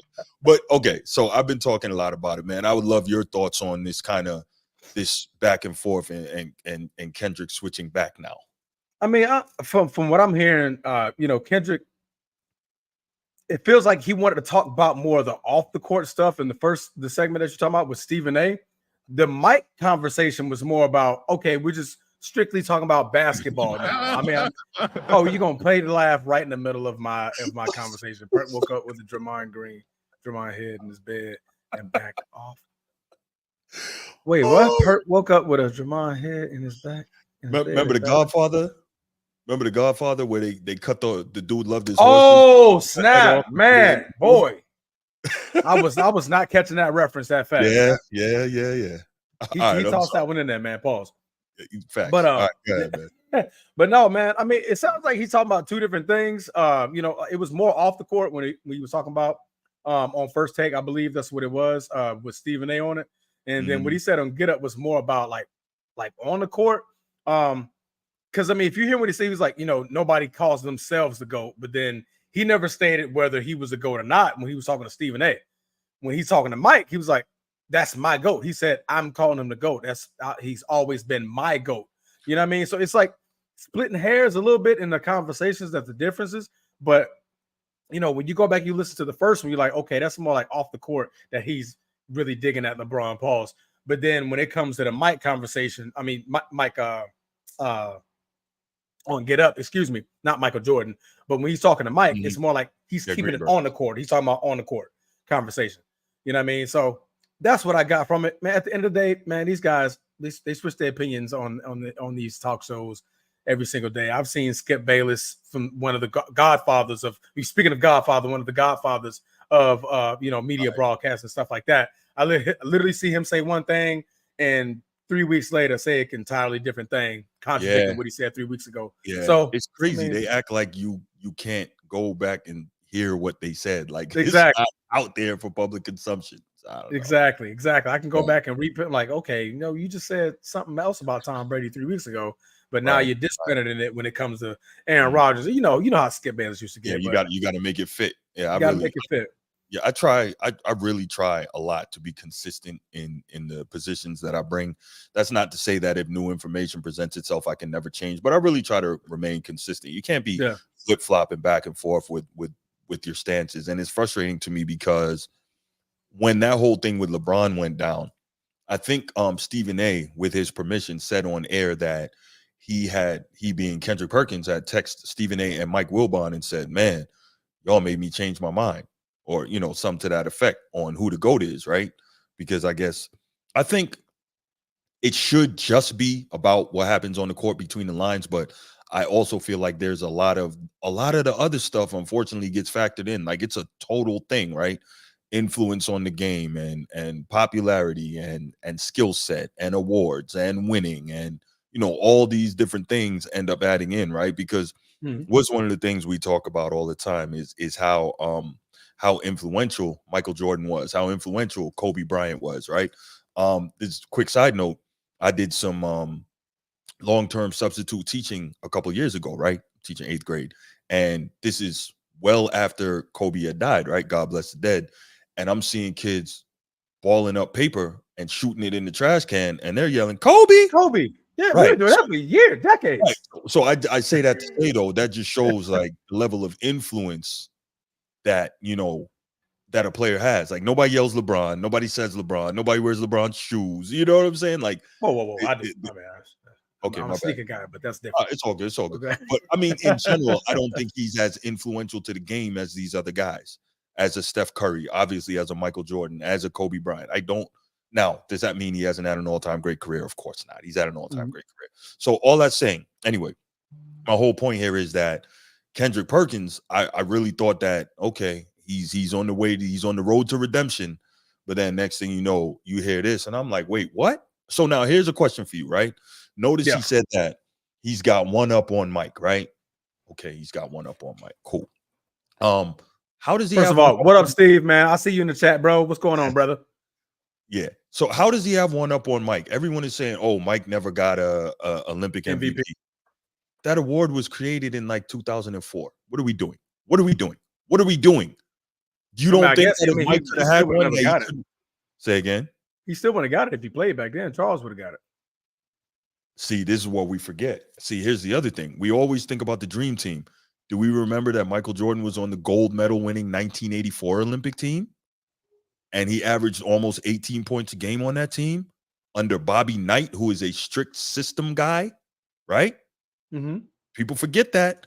And I believe he also won gold medal with FIBA in the FIBA, right? So he's got 3 gold medals. So people act like, but they want to be disingenuous. They don't want to do the research, not you. They want to be lazy in the way they're thinking so they can push this pro LeBron narrative. And this is the stuff that when I bring it out, oh, you a hater. You a hater. You wake up every day hating on blah, blah, blah, blah. Cool, right? You know, that's why you laughing. Yeah, we're not going to lie, man. The love lately has been good. It's been a good even Steven. It's been very 50-50. Yes. So I like that. I like that, Bruce. No, you know what I mean? Well, no, listen, I try to be objective. It's not about love or hate. It's about trying to tell it how it is, and I've always said the reason that people call me a hater or people like me who point out LeBron's flaws constantly is because we're so inundated by the mainstream sports media with LeBron worship. So if you're on the other side of that, you're a hater, but they don't realize the other side of that is being a lover, right? That's cool. Mm-hmm. But anyone point. So anyway, I was totally shocked. And so I'm like, K-Perk, what are you talking about? He got one up on Jordan. How? Jordan couldn't win that award, and if he could, he would have. Like, it's the absurdity doesn't even make sense to me, man.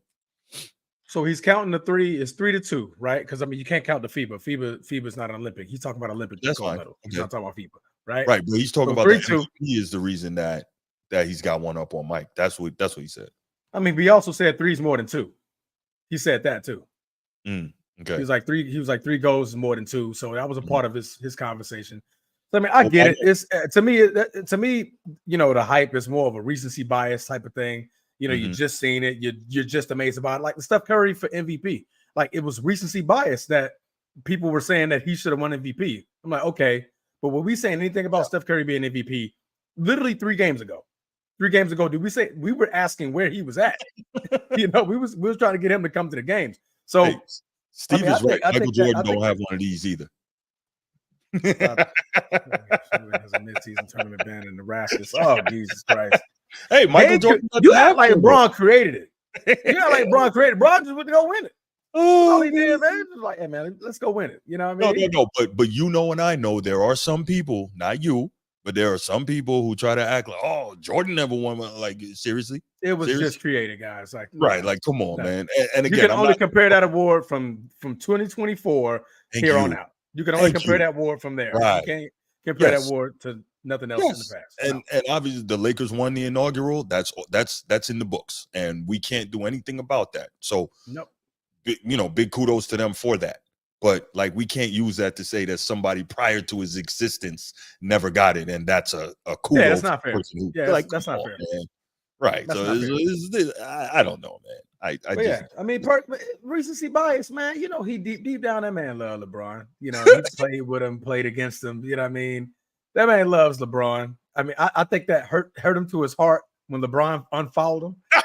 It hurt him. He was like, "Oh man, whoa!"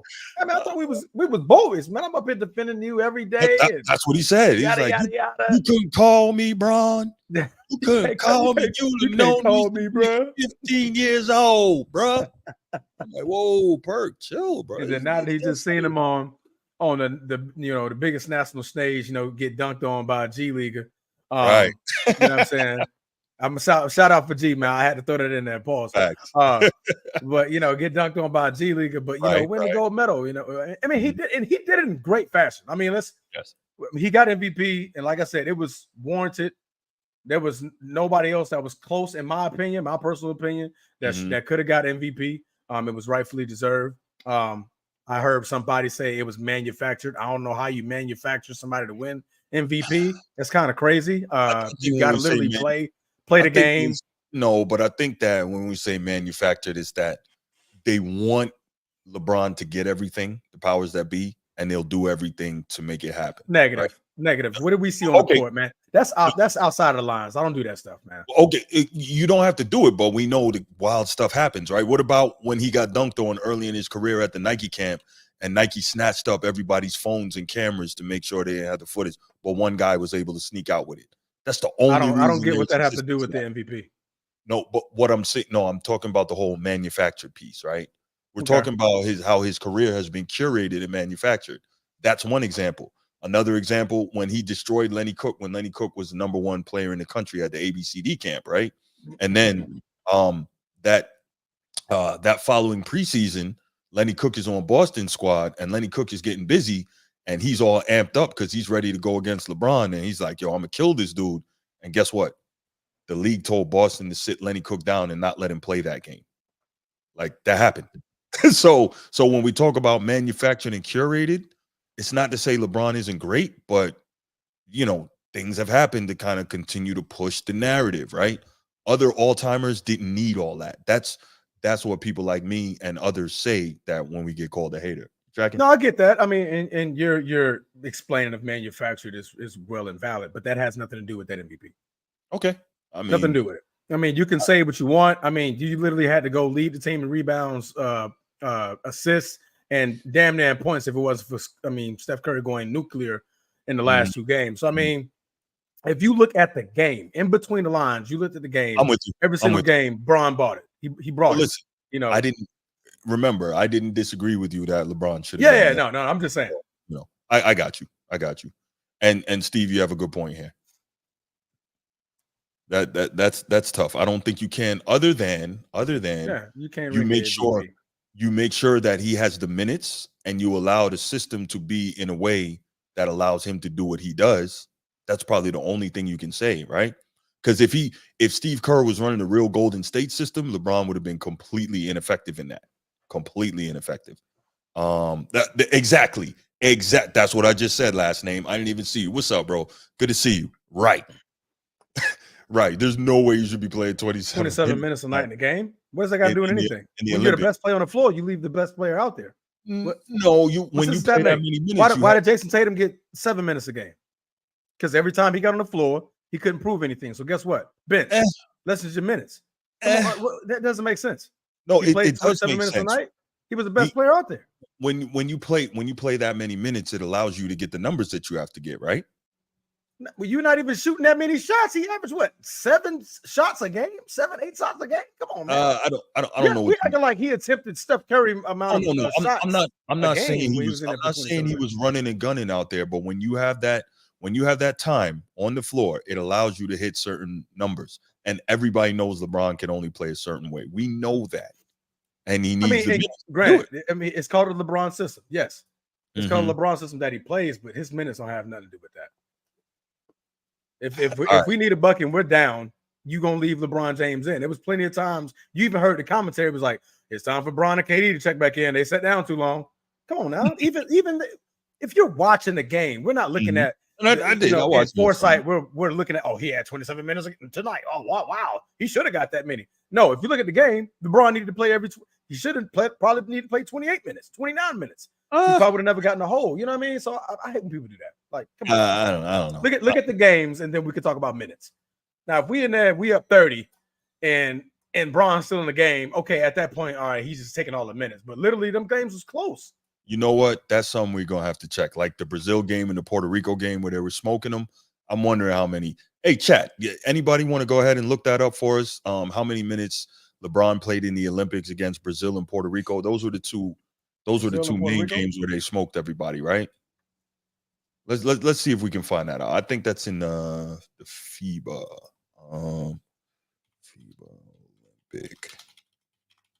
Oh, you looking it up too? Yeah. See if you can find it. I'll see if I can find it too. Okay. Yeah, because I'm very curious to know. That would be interesting, right? Yeah. If those games were blowouts, but he was still out there putting up a lot of minutes.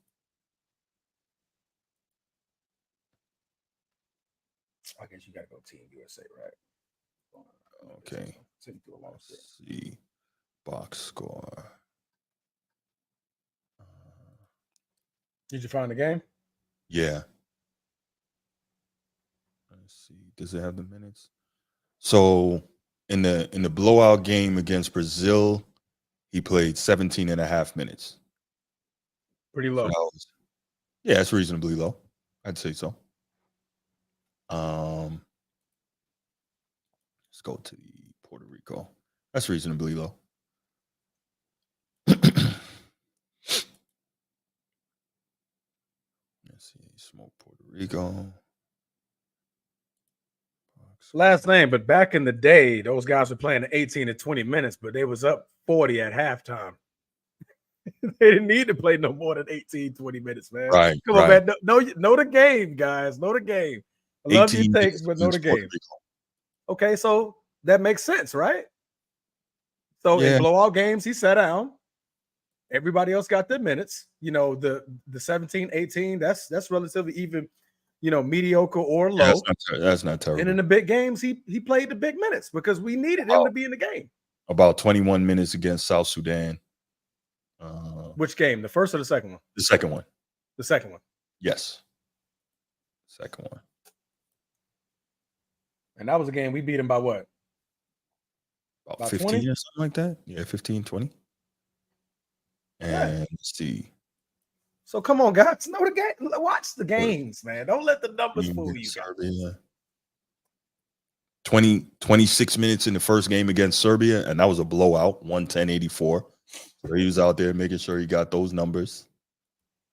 I guess you could look at it both ways, but I would lean more towards your stance on that he played less in the blowout wins. Not a whole lot. Because you only showed me one game. What was the game? The first one? The Serbia game? You said he played 27 minutes? Yeah, in the first Serbia game. And that was the first actual tournament game. Yeah. Uh-huh. Okay, that makes sense why he come in there. He got to make a statement. Man, whatever. Come in and make a statement. Like, all right, I'm here. Yeah, so I just thought it was crazy that Kendrick Perkins is one using something that Michael Jordan didn't have access to, an award, to try and say that, you know, puts LeBron over. And quick side note before we open up the phone lines, let me ask you this, right? Go ahead. I would say you're more of a LeBron fan than I am. So I guess my question you think? Yeah. So my question is this, though, right? For all these people who say that LeBron is the GOAT, he's better than Jordan, he's been better than Jordan, cool. Why is it that every time he does something else, they say this makes him the GOAT? I thought he was already the GOAT. I thought he was already better than Jordan. What's that about? What do you mean? Like every time he achieves something else, you hear all the people who are LeBron people come out and say, oh, this makes him the GOAT. Now you can't argue. This makes him the GOAT. And I'm like, I thought you said he was already the GOAT, right? But every time he does something else, they say this makes him the GOAT. You see what I'm saying? I see what you mean by that one. But yeah, I think from their standpoint, because when they say it, like, all right, well, this is it. You know, this will make him the GOAT. You always got that Jordan fan is gonna be like, nah, but look at it like this. You're like, okay, he hasn't proved it yet. Next thing he does, and they try to pile it on top. I stay away from the GOAT conversation. To me, you got to break basketball down by eras. We're never gonna see Jordan be compared to Wilt Chamberlain. We're never gonna see Jordan compared to Bill Russell. Like in that same sense, because why? We're talking about different eras. Who they played against? What were the rules? Well, guess what? What are the rules now compared to when Jordan played? What is the game like compared to what Jordan played? You know what I mean? What are the team structures like? What is the GMs like? What is the court like? Literally, what is the court like? They added a 3-point line. You know what I mean? So it's like, come on now. Like we got to stop comparing stuff that just doesn't make sense. I agree. You know what I mean? Like the errors just don't matter. So that's why I bowed out a long time ago. And I literally defend LeBron takes on certain things when I feel like they're warranted. But other than that, you want to talk GOAT debates, man, then I'm out of it. I'm respectfully bow out. I treat it like politics. Democrat or Republican, bro, y'all got it. I got to serve my country no matter what, no matter who's in the office, man. So, but man, I guess that's from my standpoint. I guess that's why they keep saying it, because when they do say it, it's like, oh well, Jordan had this. Like, okay, y'all don't believe now. All right, well the next thing, oh wait, this makes him the GOAT now, right? You know what I mean? So, I don't know. All right. To me, it's nothing that LeBron is ever going to do. That is correct. To jump, Jordan fans in the conversation of the GOAT. Hey, he can win a few more chips. But then at the win same a few time, more chips, it's going to be like, oh, well, you had more chances. And at the same time, you still lost a whole bunch. And how you did it. So exactly. So there's nothing he can do. That's what it is. There's nothing he can do. I'm glad you acknowledge that. Young Disciple, what's good? Good to see you. I love that you say MJ is the GOAT. I don't believe LeBron is a close second, but I respect your opinion. I get why you would say that, but I don't see it. Steve, how old are you, Young Disciple? Young Disciple's grown. Young Disciple's grown. Is it? Yeah. Grown? Not some little kid. Nah. Okay. Jordan accomplished more in less time. Facts. Like that's big. And the never losing on the big stage. Patrick Mahomes a GOAT now? Is Patrick Mahomes a GOAT? He's en route. No, is he the GOAT now? I'm talking about. I'm asking Steve. No, he's not. Oh, you're asking Steve. I apologize. Yeah, I'm asking Steve because Pat accomplished a whole lot in less time. But did he though? Did he? A whole lot, yeah. Okay. The MVPs. Okay. The MVPs. I was about to say Brady won 3 chips. Brady won 3 chips real quick too. Remember early in his career. Are we going to say Brady won those championships, or are we going to say the New England Patriots won those championships? Because at the beginning, Tom wasn't like the end of his career. Tom, you know what I mean? Like he had them defense literally anchoring those teams. All he had to do was not turn over. I'm not going to call him a game manager. I'm never going to call Tom a game manager. But I will say I totally get what you're saying. He played good enough to where it's like, okay, I don't need to be great for us to win. My defense is already great. We keeping them up. We're keeping their defense on the field, tiring them out and things like that. But from what Pat's doing, Pat's literally like, okay, I'm putting this team on my shoulders. We need to drive. We finna go get it. Y'all need to win. I'm finna go do it. Well, I got to run the ball. Let me go run the ball. You know what I mean? So I think that's the difference. What I'm talking about. Pat Mahomes is great, but he has a coach that allows him to be great, right? Tom Brady's coach didn't really allow that early on in his career. So, and yes, Pat Mahomes is Hall of Fame now. Tom Brady's coach didn't really allow that early in his career. But the other thing is, though, we gotta, Tom Brady didn't have great numbers through his first Super Bowl run. The second 2 were a lot better. And that what was it? Which one was the second one? Carolina, right? South Carolina. Yeah. I believe he got 300 passing yards in that game, and he got more than 300 passing yards in the Super Bowl against Philly too, if I'm not mistaken. And so, I point that out to say, like, there's this narrative that he was just, to your point, game manager early on. I'll give you the first playoff run, but after that, like, he really started, coming on like gangbusters. Andy Reid is a big factor in Mahomes' success, just like Brady had factors in his success. True indeed. All right, but let's not go ahead and let this. Oh man, we start talking football to get crazy. Well, we know. Let's go ahead and open up the phone lines, 904-219-8264, 904-219-8264. Go ahead, give us a call. Why do you guys think that Kendrick Perkins, after telling the truth and kind of waking up, decided that he was going to go back the other way and try to get back on the team with LeBron and Clutch Sports? I think the checks start drying up, but that's just me. Young Disciple says the second Super Bowl is when he had his best offensive standpoint, but the first and third one he only averaged like 190 yards a game. Okay, so he really wasn't. So the first one he did like 145 yards, I think, and I don't know what he had in the third one. All right, I'm basing it off the average, the entire playoffs. Yeah, fair enough. Nobody's been this great for this long. Came in with expectations, surpassed them, and is still expected to win. That is correct. Nobody's been this great for this long. Came in with expectations, also correct. Surpassed them, correct. Still expected to win. I don't know if anyone is still expecting him to win championships, but I get your point. I mean, but if he don't, then he gets clowned. So the expectation is for him to still win. Well, like Kendrick Perkins said earlier, the reason why is because of how he talks and everything that he think about. Every time he does anything, he does that stupid crowning himself gesture, right? Yeah, the king. And then you see the video with him yelling at his sons, I'm the GOAT, I'm the GOAT, right? And then of course you have his people in the media who are pushing the narrative as well.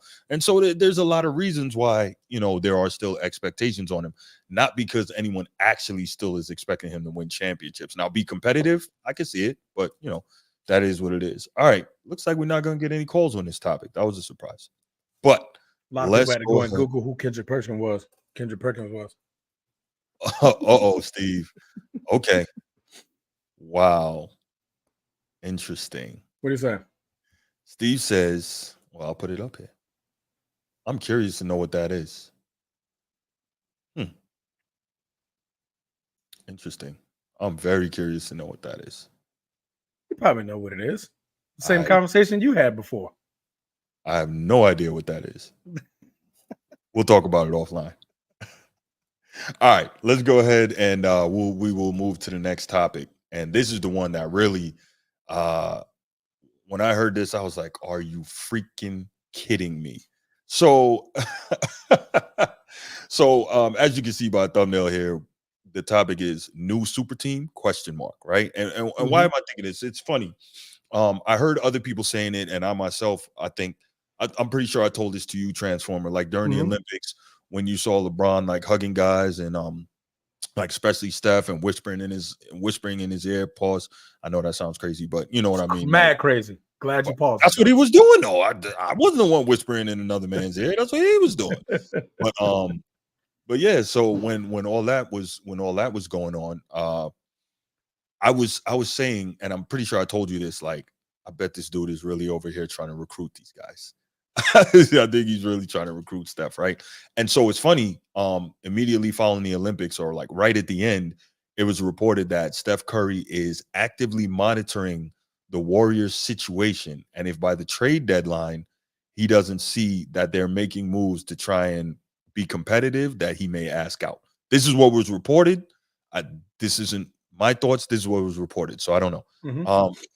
So you combine that with the thoughts that LeBron has typically used these type of situations, whether it's all-star situations, or what was it? The 06 FIBA, right? 06 FIBA, 04 Olympics, and then of course 08 Olympics, to try and make relationships, to try and put together opportunities for guys to get together, basically recruiting opportunities, right? He uses all these opportunities where he's in close proximity with these other great players to try and recruit. And so I'm thinking, man, is he at it again? Come on. And so apparently I'm not the only one who was thinking that. So what we're going to do, we are going to listen to Gilbert Arenas. He was 2 days ago. I thought you were going to say Nick Wright, because that was the one I was thinking about. Oh, he said some stuff too? Oh, Nick, you haven't heard Nick Wright called this out during the Olympics. Okay. Well, there you go. Yeah. So Gilbert Arenas, a couple days ago, he was on his show with Kmart, and they were talking about it. And I'm like, man, you gotta be kidding me. But let's check out what they had to say. Yeah. But any chance LeBron and Steph join forces in the league, and if so, what team would it be?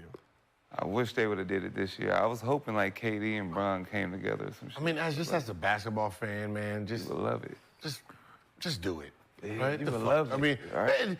Neither one of you niggas gonna move up in the public's mind. So just go in there and just win it and do this to everybody. And they both get 5 together. Just go. Like, I mean, it's because I got one for you. History's gonna say fuck you anyway. So I got one for you. That's all 3 of them. Just go ahead and throw KD right on. That's what I said. All 3 of them. Right, all the old heads. Throw KD right on it.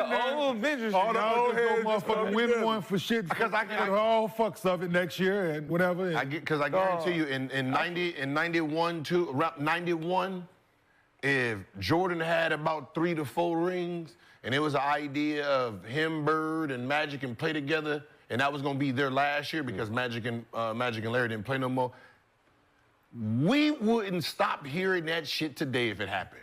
The best team that ever played together. Right.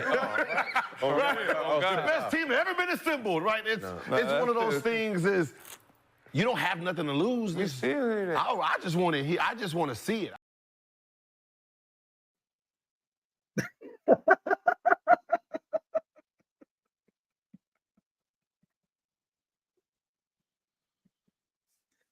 All right, I'll go ahead and lead this one off real quick. Pause. So I had no idea that KD was a part of the super team thought. The Nick Wright situation was Steph Curry and LeBron James. And I believe he had it to where the only way it would work financially would be if they both leave, if LeBron leaves LA and Steph Curry leaves Golden State, and they go to the San Antonio Spurs with Victor Wembanyama. So that was a super team that I knew about right now. But first of all, KD, Steph, and LeBron on the same team, and even at this point in time, the numbers automatically just wouldn't work. It just wouldn't make sense from a basketball standpoint. It'll probably be some of the most beautiful basketball you've ever seen. No, it wouldn't. I do agree with that. No, it wouldn't. But I do agree with that. We just saw them folks do what they did in the Olympics. So I mean, I wouldn't say that I wouldn't want to see that. I would actually kind of want to see that, but the likelihood of it happening, no. But I like Young Disciple's point. We're gonna respond to that. Can't be a super team due to age, because I heard, and this was from your mouth, Bruce, that we didn't really call Boston a super team. Oh, KG was getting older. Ray Allen was getting older. So was that really a super team? You said that. I did. You said that. You did say that. So at this point, LeBron James will be going on 41 years old. But Kevin Durant will be what, 37? 36. 36. He would be 36. 10 years to the day older than him. Yeah. 10 years to the day older than him. So 36. Steph Curry will be what, 36, 37. That's old. That's old. That's very, very old. So I mean, I am with you on that. I'm with you on that to an extent, right? So real quick, the back part of his statement. If this super team, Mike, Scotty, and the Worm was one. So generally we look at super teams as three superstars in their primes, right? So we definitely wouldn't be that. But you got three superstars still playing darn near like they're in their primes. So, but they're not technically in their primes.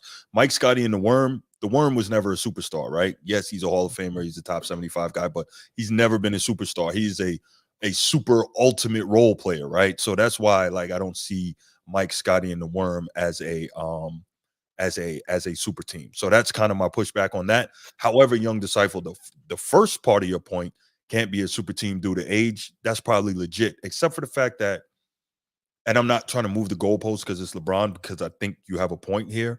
I'm just saying, like, these guys are still playing like they're in their primes. You know what I'm saying? 40. No, that's why I'm saying he has a point. I'm agreeing with you that Young Disciple has a point here. And then we also say in the same breath at this type of level. Yes, go ahead. I mean, we also say under the same breath, like, man, he getting old. You see, he takes plays off. He's taking plays off. He's always done that. So that's not new. 40. He's always done that. I don't chalk that up to being 40. I mean, I would definitely chalk it up to being 40 now. Who gonna be wanting to play 38 minutes and you running up and down this court full speed with these young gunners? Got John Morant trying to fly over 7-footers.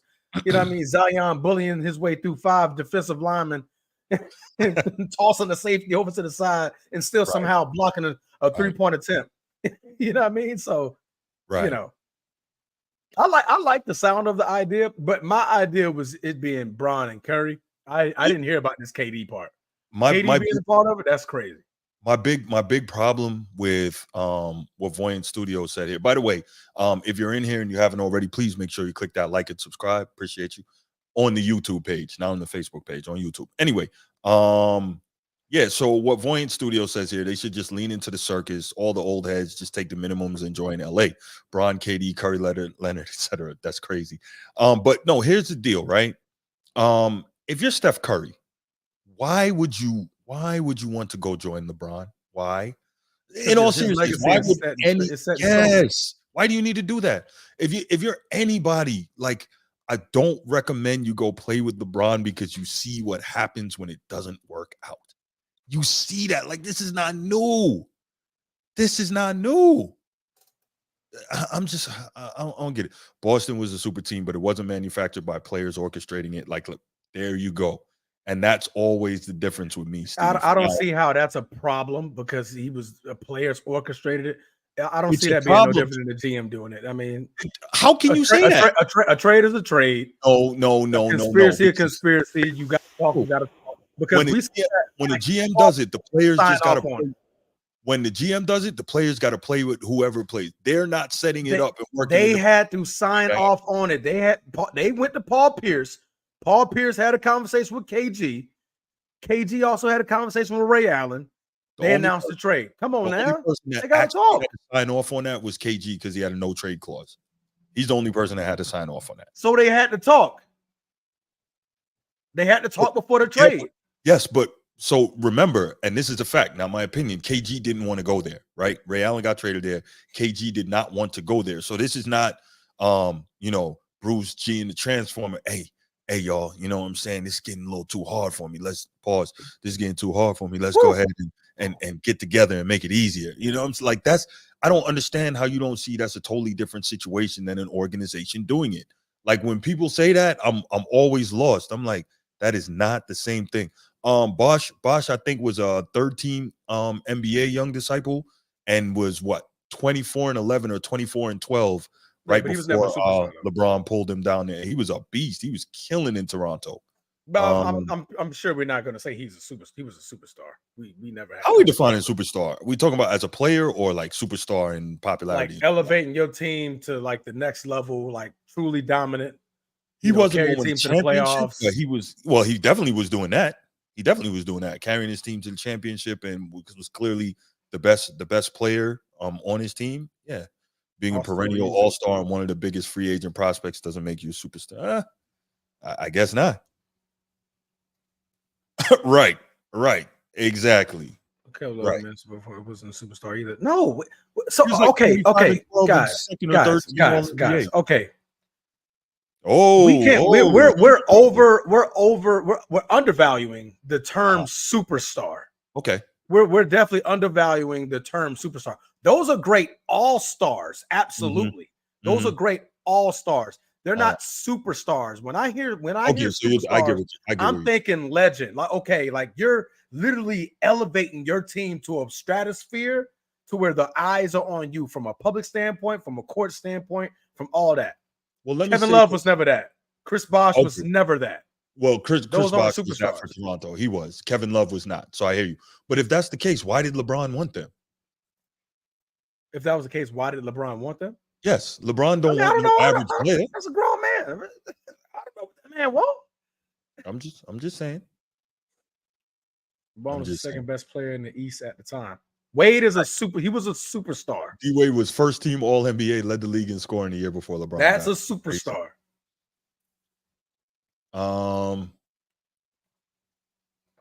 Okay. 2 out of 7 years. Okay. Thank you, young disciple. Superstar. He's not a superstar. Okay. All right. He's a great all-star. Okay. All right. Top tier all-star. But if you were to name top 10 or top 5, you know what I mean? Like you're not throwing them in a category. You know what I mean? Okay. All right. Never heard nobody call Kevin Love a superstar. Okay. All right. That's cool. I mean, I'm not, Cool. That's cool. Yeah, I mean, it's gonna be what it's gonna be. We're not gonna argue that. But I mean, you look at LeBron, obviously one of the greatest players of all time. Some people have Steph Curry top 10 all time. I do not. Let me make that clear. Kevin Durant, one of the best players of all time. Some people have him top 10. I do not. Let me make that clear. Excuse me. He currently he's in my top 15. I'll give KD my top 15. Yeah. He might be. He's my top 15. Like right there on the edge of top 10. Like I said, I respect the legends before, the current ones. So I mean, I factor those guys in there, and once I factor everybody in there, then he's definitely out of my top 10. But if you were to factor I would say from 2000 to now or something like that, if you would make a list like that, I'd probably have KD in my top 10. I would say definitely probably have KD in my top 10. So young disciple dropping jewels tonight. Appreciate you. And those are facts. But the thing is this, right? No, they hadn't been, but those dudes were on bad teams, right? Those dudes were on bad teams. But as individual players, I think they ranked as they were like superstar worthy. Like we know as a player, Kyrie is a superstar caliber player. And for what Kevin Love was doing in Minnesota prior to getting to Cleveland, he was on that level as well. But I get what you're saying, though, and I can't argue it, young disciple. I mean, we also seen good players look superstar-ish because they were the only thing on a bad team. We have seen that. Okay. Where were we? Yeah. So, but back to the original point. Like, I'm just blown away that, and this is what one of the things that got me is Gilbert Arenas says, as a basketball fan, I would love to see that. KD, Curry, and LeBron. Like, yeah, that's nuts. All three of those, that's crazy. Why would you want to see that as a basketball fan? You don't want to see competition? You don't want to see guys going against each other to see who's better? As a basketball fan? Am I some different type of basketball fan? Because as a basketball fan, I don't want to see that. And I don't know. It doesn't have anything to do with LeBron. It has to do with I want to see competition and guys competing. Yeah. I mean, like I said, I had no idea KD was a part of this trio. I honestly thought it was just Bron and Steph. I definitely saw like that being an opportunity if they was to go somewhere, and those two were the focal point of that. Because I mean, they're in the twilight. I mean, you're looking at, for me, I'm looking at it as well. I don't see my Lakers winning the championship. I definitely don't see Golden State winning the championship. So if those two, like, what I hated in the end of Kobe Bryant's career is that we saw him go to the finals.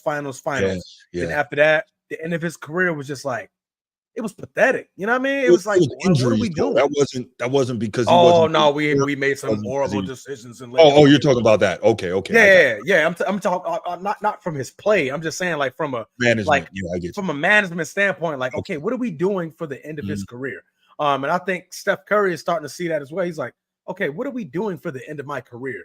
LeBron's like, okay, well, I could help manufacture that. You want to throw that manufacture word in there? I can help manufacture that. I mean, that way we both don't have to worry about something like that at the end of our career. So I think that's more of the eyesight of what Gilbert is a grown man, but that's what I see from it. I don't see the Lakers winning another title. You know, the way we're currently constructed. LeBron is 40. I definitely don't see Golden State getting nowhere near a title. And like I said, Steph Curry's getting 36, 37. So you was go put them on a team. I'm not going to be the one to cry about it. I'll tell you that much. You know okay, what I mean? I'll definitely be excited to watch them. So we argued a bit. You and I argued last episode, saying that nobody sees Steph Curry as possibly being the best player of his era, which is not true. There are people who actually have hit me up, said that they see that. But anyway, not really the point. The point is, I think we can agree that LeBron and Steph Curry are each other's biggest rivals in this generation. Okay, cool. So we're on the same page there. Why would you want to be the biggest rival? Like Kawhi was hurt too much. He was hurt too much. Exactly. Go ahead. What would you say? I'm sorry. I was saying, like, post Kobe, I would say so. What did they play each other 4 or 5 times in the finals? Something like that. So 4 times. 4 times because before KD was 1. KD. No. Steph 1, LeBron 1, KD. So 4. Okay, cool. 4 times, yeah. So this is. Then they battled, like, when he came to the Lakers, they had to face each other. We eliminated them at one point. We played in the play-in against them, eliminated them. So it was more instances of where they battled each other in the playoffs. So, or postseason, if you want to call, the play-in tournament a postseason match. But so I mean, I would definitely say that they're the biggest rivals. Yeah. Okay. So we agree on that as well. So that's what I'm saying. Like, why is it that if that's your biggest rival, why would you want to even consider going and playing with the? I don't understand it. I don't. I mean, honestly, the players these days, man, they don't care. They honestly, they don't have that same, I would say, old school mentality mindset to where I don't need to be playing with my rival, yada, yada, yada. Mm-hmm. I mean, the AAU basketball, and ever since that started, it kind of made these players become more together, growing into the game, knowing each other, the events that they have to attend, the partnerships that they have to form outside of the lines and things like that. Like the true competitive nature, like of the 90s. Oh, that's long gone. That's so long gone that because I was about to say these guys don't care. Like, hey man, like I love play. Like I definitely love playing with you every time we have the opportunity to play together. Bro, I like playing with you, bro. We have a good time and stuff like that. We vibe really well. So at that point, they like, man, shit, bump it, bro. Let's do it. It's the end of our careers. We're not in the prime. Like, bro, we ain't shooting for nothing. Bron, what you shooting for, man? Shit, to make it to the conference finals. But Steph, what you shooting for, man? To try to make it to the playoffs and stay relevant. You know what I mean? So I'm looking at this from Steph's perspective. Excuse me. So now, what happens here if you say you decide to join up and y'all do win a chip? Now, who gets the credit? If I'm Steph, I'm like, I don't want to go play with you, and you get the credit if we win, even though you weren't winning until I came to you. You know what I'm saying? Like, you recruited me to come, and then we won, but you get the credit. Like, yeah, if I'm Steph, I'm not even thinking that. You know what I'm saying? I mean, we'll have to see how the games play out. I mean, we've seen Steph shy away in some finals games, but if they was a get together, and I have to see how it plays out, honestly. Right. I honestly could see Steph winning a finals MVP though. Not playing with Bron. By the way they play, I can see because like Bron, like at the end of the games, like he's like, okay, cool, gives it to Kyrie. Those are his closers. Bron, he trusts his closers if they have the hot hand. So if Steph comes in that thing and he's hot like he in the Olympics, LeBron was sitting in that corner all day if you ask him to. He ain't got to do nothing. Nah, he always has to do something because he's got to be the guy that makes it happen. He's got to have, he's got to play the LeBron offense, But he's gonna get the assist off of it for sure. Yeah, he's always got. So I wouldn't do it if I was Steph, man. And I just wouldn't. And again, that's my main rival. Like I can't imagine my main rival and I'm going to join you and try. Nah. You just can't. You just can't. And it's not even about main rival. I'm sure I've said this on the show before. What was it? In '88, Dominique Wilkins, he was a free agent and he had it on the table. He could have gone to the Knicks and played with Patrick Ewing. He's like, I didn't want to, young disciple, I got something for you. He said, I didn't want to go there and play with Patrick Ewing. I wanted to beat him.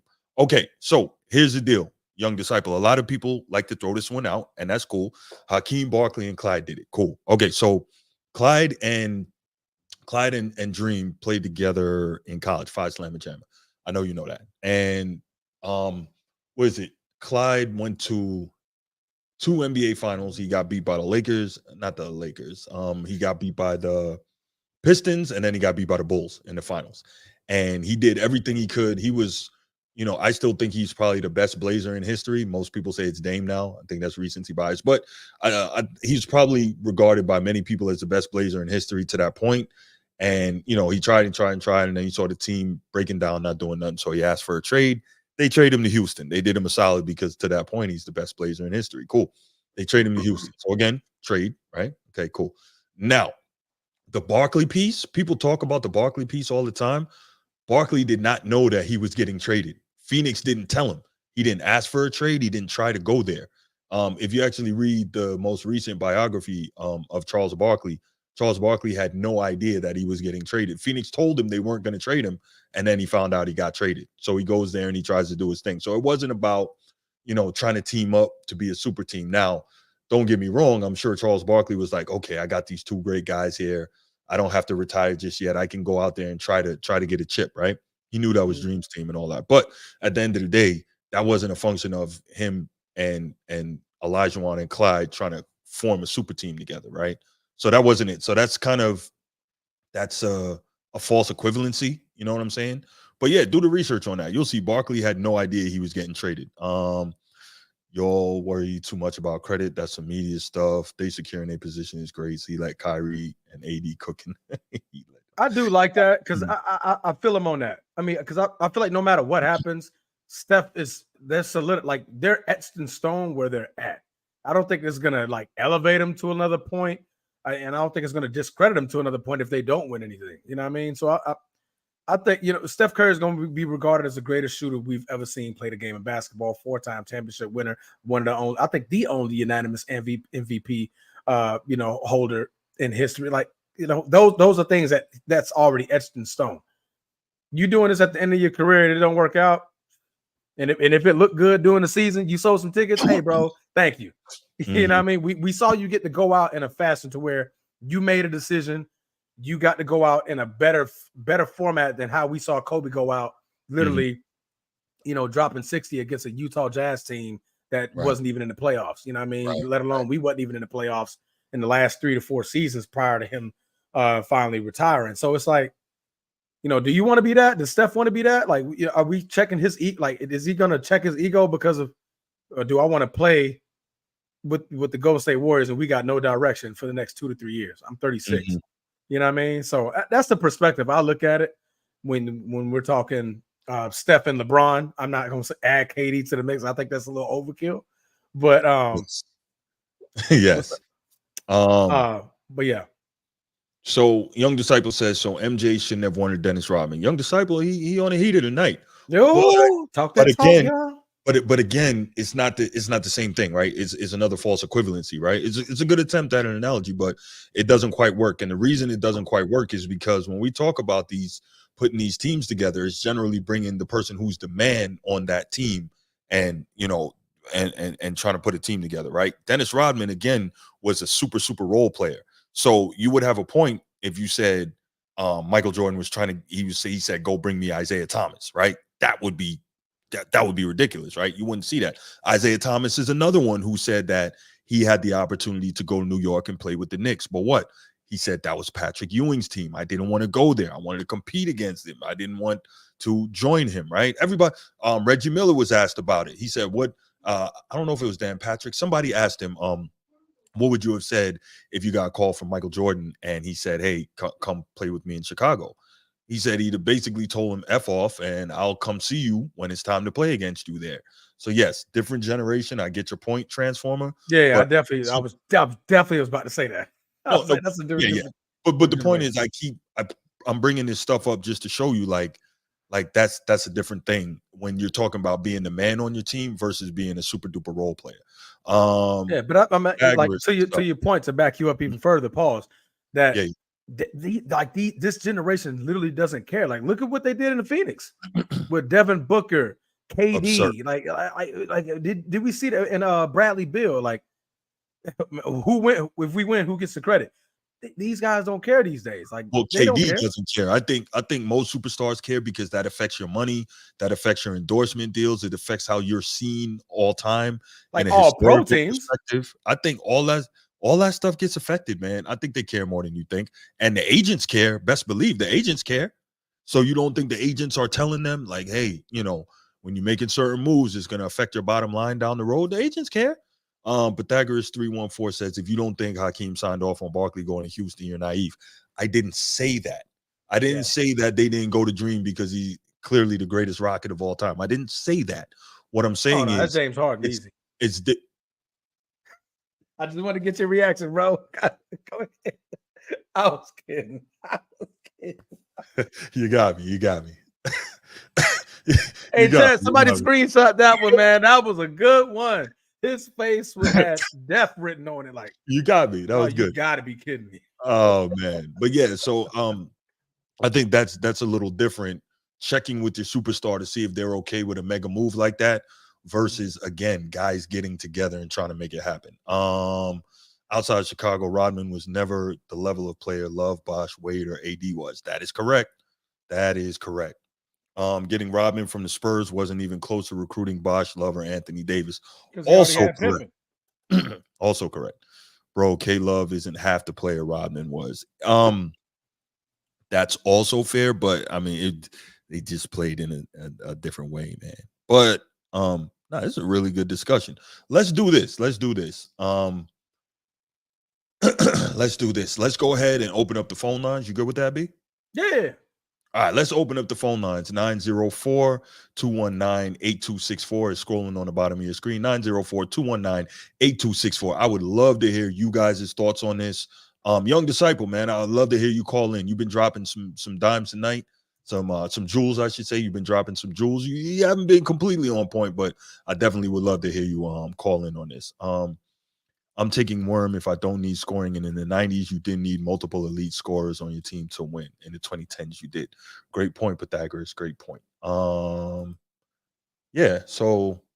definitely I want to hear from you guys. 904-219-8264. 904-219-8264. Give the Format Podcast a call. We want to hear from you because this is a good topic and you guys have been doing really well in the chat tonight. But go ahead, give us a call. Speaking of not wanting to join rivals, what's up? It was not exactly a superstar, nowhere near a superstar, but very, very, very, very, very valuable role player that we had. We had this guy called Rajon Rondo. I'm pretty sure he was a rival to a fellow Laker, Kobe Bryant. When we went to those finals, but then all of a sudden Rajon Rondo had a sudden change of heart and color schemes in his background. On your iPhone, you got the background and stuff. He decided to change that green. I don't have an iPhone. Into I'm talking about Rajon Rondo. But you know what a background is, right? You know what a background is? You know what a background is, Bruce. Change that in this context. Change that green into more of like a purple and gold. Even though that that was his rival at one point in time, but that did happen. I didn't like when he did that. I loved it. But you know what it is? Real talk. Remember, he had kind of like a bad rep around the league. And I think there weren't a lot of options for him to go to. And he's like, well, I can go over here and I could win a chip. So I'm going to do it. All right, let's go ahead and take this call. Yep. Format Podcast. Who's this? Hey, what's up, man? This Young Disciple, man. Young Disciple, what's good?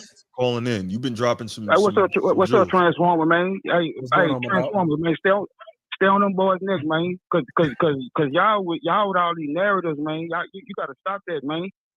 Okay. Hey, Bruce. What's up, I be listening to you, Bruce, and boy, you gotta let LeBron make it, man. Like you stay on LeBron about like everything. You could tell it's something personal though, bro. You can tell though.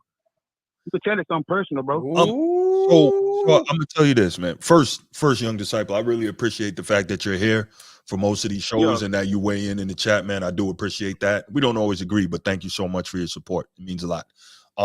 That said, people really think that I have something personal against LeBron. I swear to you, I don't. What I do have issue with, in all seriousness, is one, I have issue with the way a lot of his fans behave, and I'm not necessarily referring to you, but like you've seen how crazy a lot of his fans can be. Am I right? Oh, they get crazy. Yeah, they do get crazy. Yeah. That's but I think that's what any fan base. Any player. That's any player, bro. I don't know that. I don't know that it's. I don't know this. But regardless, come on, bro. My other issue is. Come on, bro. Hey, bro. Come on. I'm saying Jordan fans got whole pages, nigga created, and that's the only thing they do, nigga, is bash LeBron. You got Jordan fan pages, bro. That's created, nigga, just to bash LeBron. You're in one, by the way. Like, come on, am man. I? I'm saying, nigga, they don't drop no videos, nigga, on Jordan. All they do is drop videos bashing LeBron. Hey, hold on 1 second, Young Disciple. Can you do me one solid, man? We really try not to use the M word on this channel. Can you just watch? Okay, my bad. I appreciate you. Thank you so much, man. My bad. But I really didn't know that they got channels just dedicated to bashing them. Like, okay, are you serious? I'm dead serious. Come on, Bruce. You gotta be. No, you kidding? Because I'm not on those things, right? Like, I try to be. Yeah, go ahead. Bruce, stop it. I'm just saying, stop it. Like I'm saying, you kind of take your format from me. You be on that Man Downs podcast, and that's all they do. So let's stop that. I think they try to be pretty objective. That's my thought. But try is a very strong term. That's what you think? I do. You think they try to be objective? Yeah. So here's the deal, right? So like, for instance, like I talked to Mel, and we talk about a lot of different things and whatnot. And Mel he's a pretty objective guy in terms of his breakdown on things. But that's it. Bro, no, he's not, bro. Okay. No, he's not. Well, no, he's not, bro. No, he full of narratives too, bro. Okay. I'm just being real. Like, bro, I'm saying if you highlight the big game, bro. Yeah. If somebody come out today, nigga, it could be a old wrestler like they used to wrestle nigga when it was WWL, and they say George is the GOAT. That man gonna make a whole show highlighting it. I have never seen him highlight.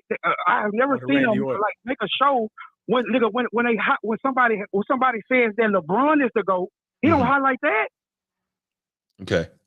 Well, you know what? I can't. Never. So I can't speak for him.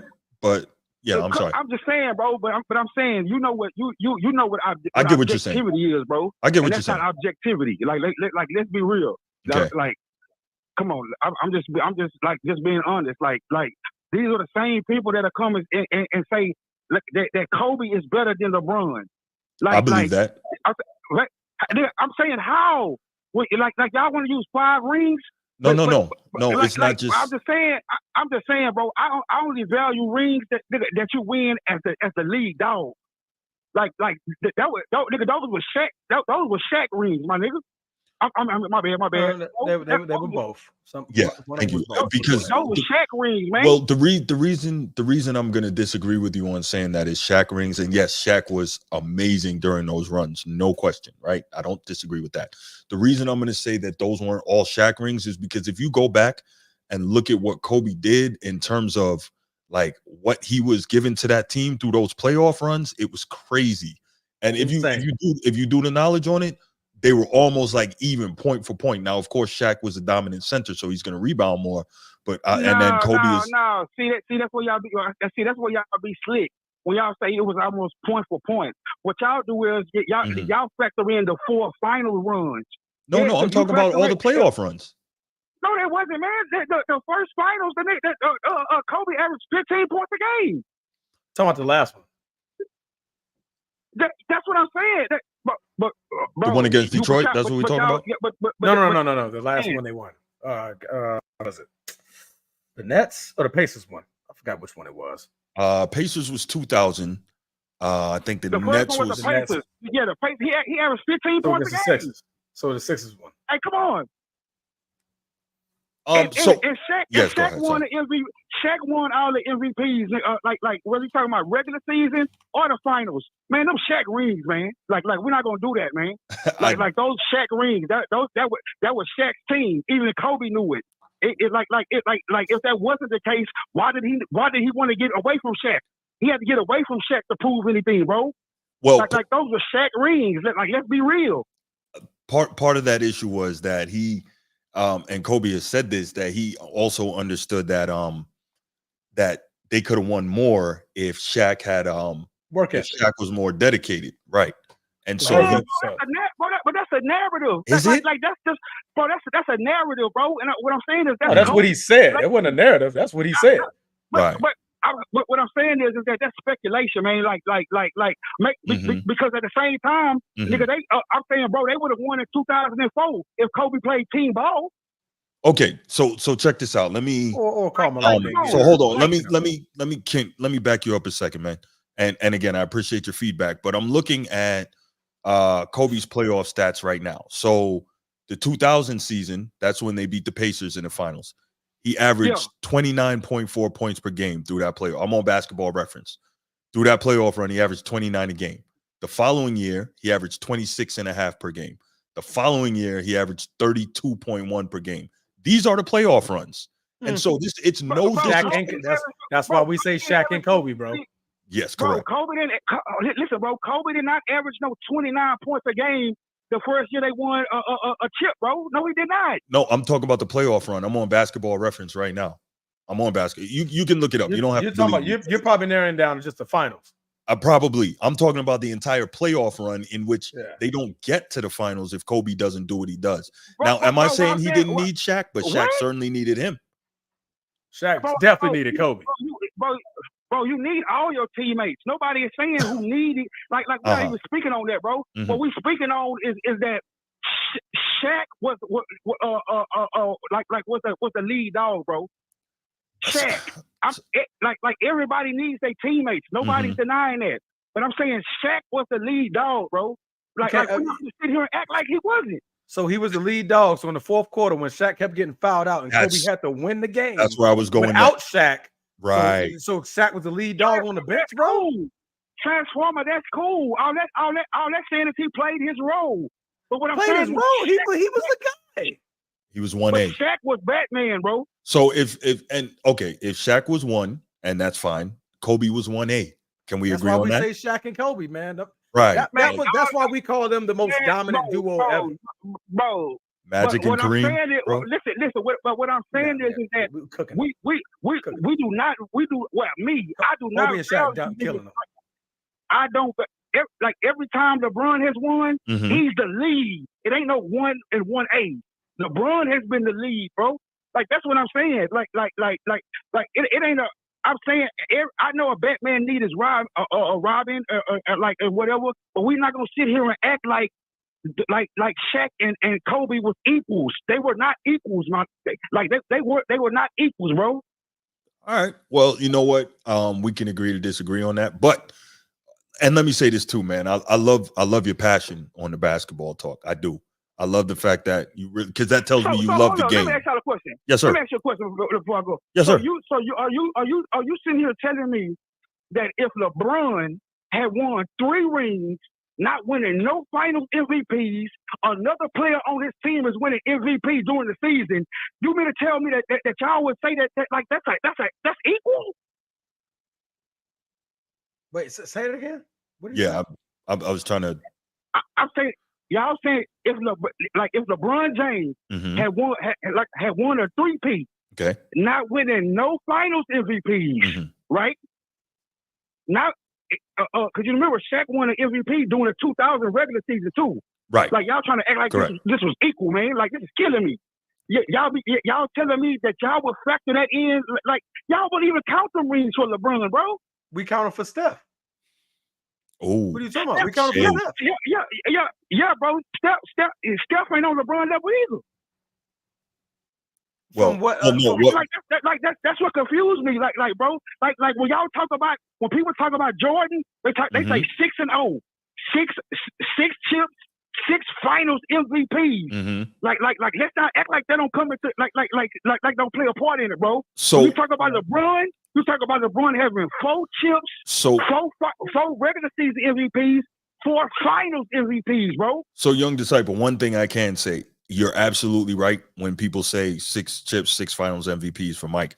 But one thing, if you notice, and I see you here, so I know you listen to my content, that's an argument I never make. Have you noticed that's not ever the argument that I make when I'm talking about Jordan? So I don't really, I think that's kind of lazy. So I don't really go that way. But I do understand what you're saying in terms of other people making that argument. But listen, let me go ahead and move on. But save the number and make sure you're calling in, man, because I like this. You got passion and you bring it. My boy got hot. Yeah, man. Listen, I really appreciate you watching. I appreciate you calling. Thank you so much. All right, appreciate it, bro. All right, fam. Have a good one. He came with the heat. I like that. That's what I'm talking about. I like that. The boy said it. Yeah. Said with my chest. Said with my chest. Right? It was Shaq. Shaq was the guy. Listen, I get what he's saying. Shaq was the most dominant, but you got to think, bro. Because I'm a Laker fan. I'm a Kobe lover. Yeah, I mean, we're not going to just say that Kobe wasn't that guy when Shaq kept getting fouled out, was in foul trouble, and Kobe had to literally carry the team by himself. Right. While Shaq was watching on the bench. And when you said that was literally you hacked my brain when you said that. That's where I was going next. So I appreciate you. I definitely, because in my mind, right, I'm watching Kobe right now doing this. Like, yeah, calm down. We good. This right. We good. Right. Exactly. And Shaq on the sideline, mad as a mug still. Yes. Kobe did go to work that game. When the game was over, where did Shaq run to? Shaq ran to Kobe. Like, yes, correct. Thank you. Yes, like you did it. And think about how many times he did that, because Shaq is unreliable in late game situations. Yeah, he gets fouled out. The hack of Shaq was a thing. Right. The hack of Shaq was a thing. You got to take him out of the you can't put the ball in his hand. That's why Kobe's like, hey man, you better go get the rebound, because they hacking you, bro. They're gonna keep sending you to the line. And think about this too, right? We know why part of the reason Shaq was so dominant in those finals, right? The first one against the Pacers, who had to defend him? Rick Smits. Very good player, but come on, Rick Smits against Shaq. Second one, the Nets, Todd McCullough was that it? Lunch. Todd Lunch McCullough? I think that was it. Yeah. And then no. So the first one was Mutombo with Philly. So that's an all-time great defender. So I get that. He did his work. All right, cool. But after that, so it's like, come on. So and again, it's not to take anything from Shaq because we know how dominant he was. Oh, absolutely. Saying, to me, the most dominant player ever in basketball. And we can make that legitimate argument. Some say it's Wilt, some say it's Shaq, and that's fine either way. But no, I just say like those, and that's why I took a second to look it up. Those playoff runs that Kobe had, he was killing. Like he was killing. And so we can say, well, Shaq was the dominant dude. He was the alpha dog in the finals, but he doesn't get to the finals without what Kobe was doing through those. There was literally reasons why we were literally sweeping teams en route to three straight titles. We were sweeping them because there was nothing you can do. Like, okay, look, Shaq by himself without Kobe, it's an easy game plan. Oh man, we're just gonna hack him, send him to the line. He's gonna be out of there in the fourth quarter. Cool. With Kobe, all right. Well, without Shaq, I guess you can dominate the inside, but Kobe can still go and drop 50 or 60. What's your solution there? And by the way, think about this, and we know this is true because Phil Jackson is on wax saying it. He held Kobe back. Oh no, he definitely said that. So he's game on plan wax. was to give the ball to Shaq. Yes, he's like, we got to keep the big fella good. He basically hold on the chain. Then okay, go get him. Right. So we know that too. He was holding Kobe back. So we also have to look at that. Like there's a little more context to it. But man, yeah, I love that. That was a great call. Definitely great. Absolutely. All right, let's go ahead, Transformer, and let's take it to the final topic. This one might calm us down a little bit on the way up out of here. Why? Because it's about women? No, I'm messing with you, Joe.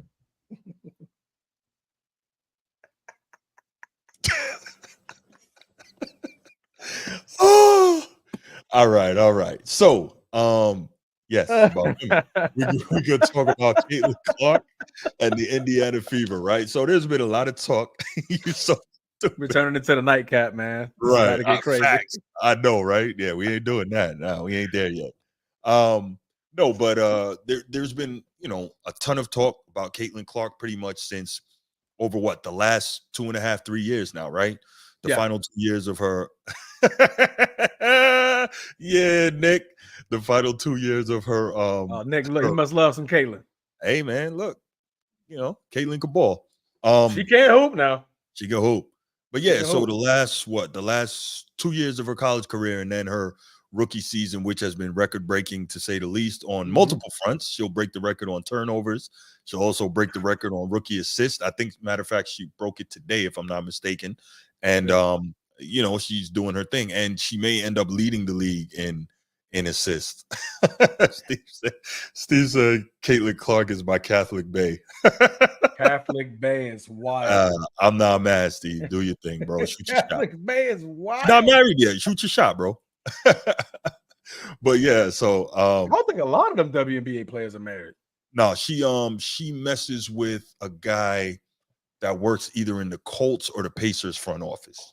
That's her dude. Oh, she got the big money. Okay, she went straight for the top. But damn the player. Yeah. But yeah, so Caitlin Clark, she's been the focus of a lot of attention on and off the court. Obviously, huge endorsement deals, a lot of attention in the WNBA. People expected huge things of her. She had a rough start. I think they were 1-8, the Fever, to start off the season. She got quote unquote snubbed from the Olympic team. I don't think it was a snub because, if she was on the Olympic team, like who would you have taken off? It was fine that she wasn't on there. Yeah. If she stays healthy, she'll be on the next one. And there's just, there's a lot of I call them the Caitlin crazies, right? Like the Cameron crazies at Duke.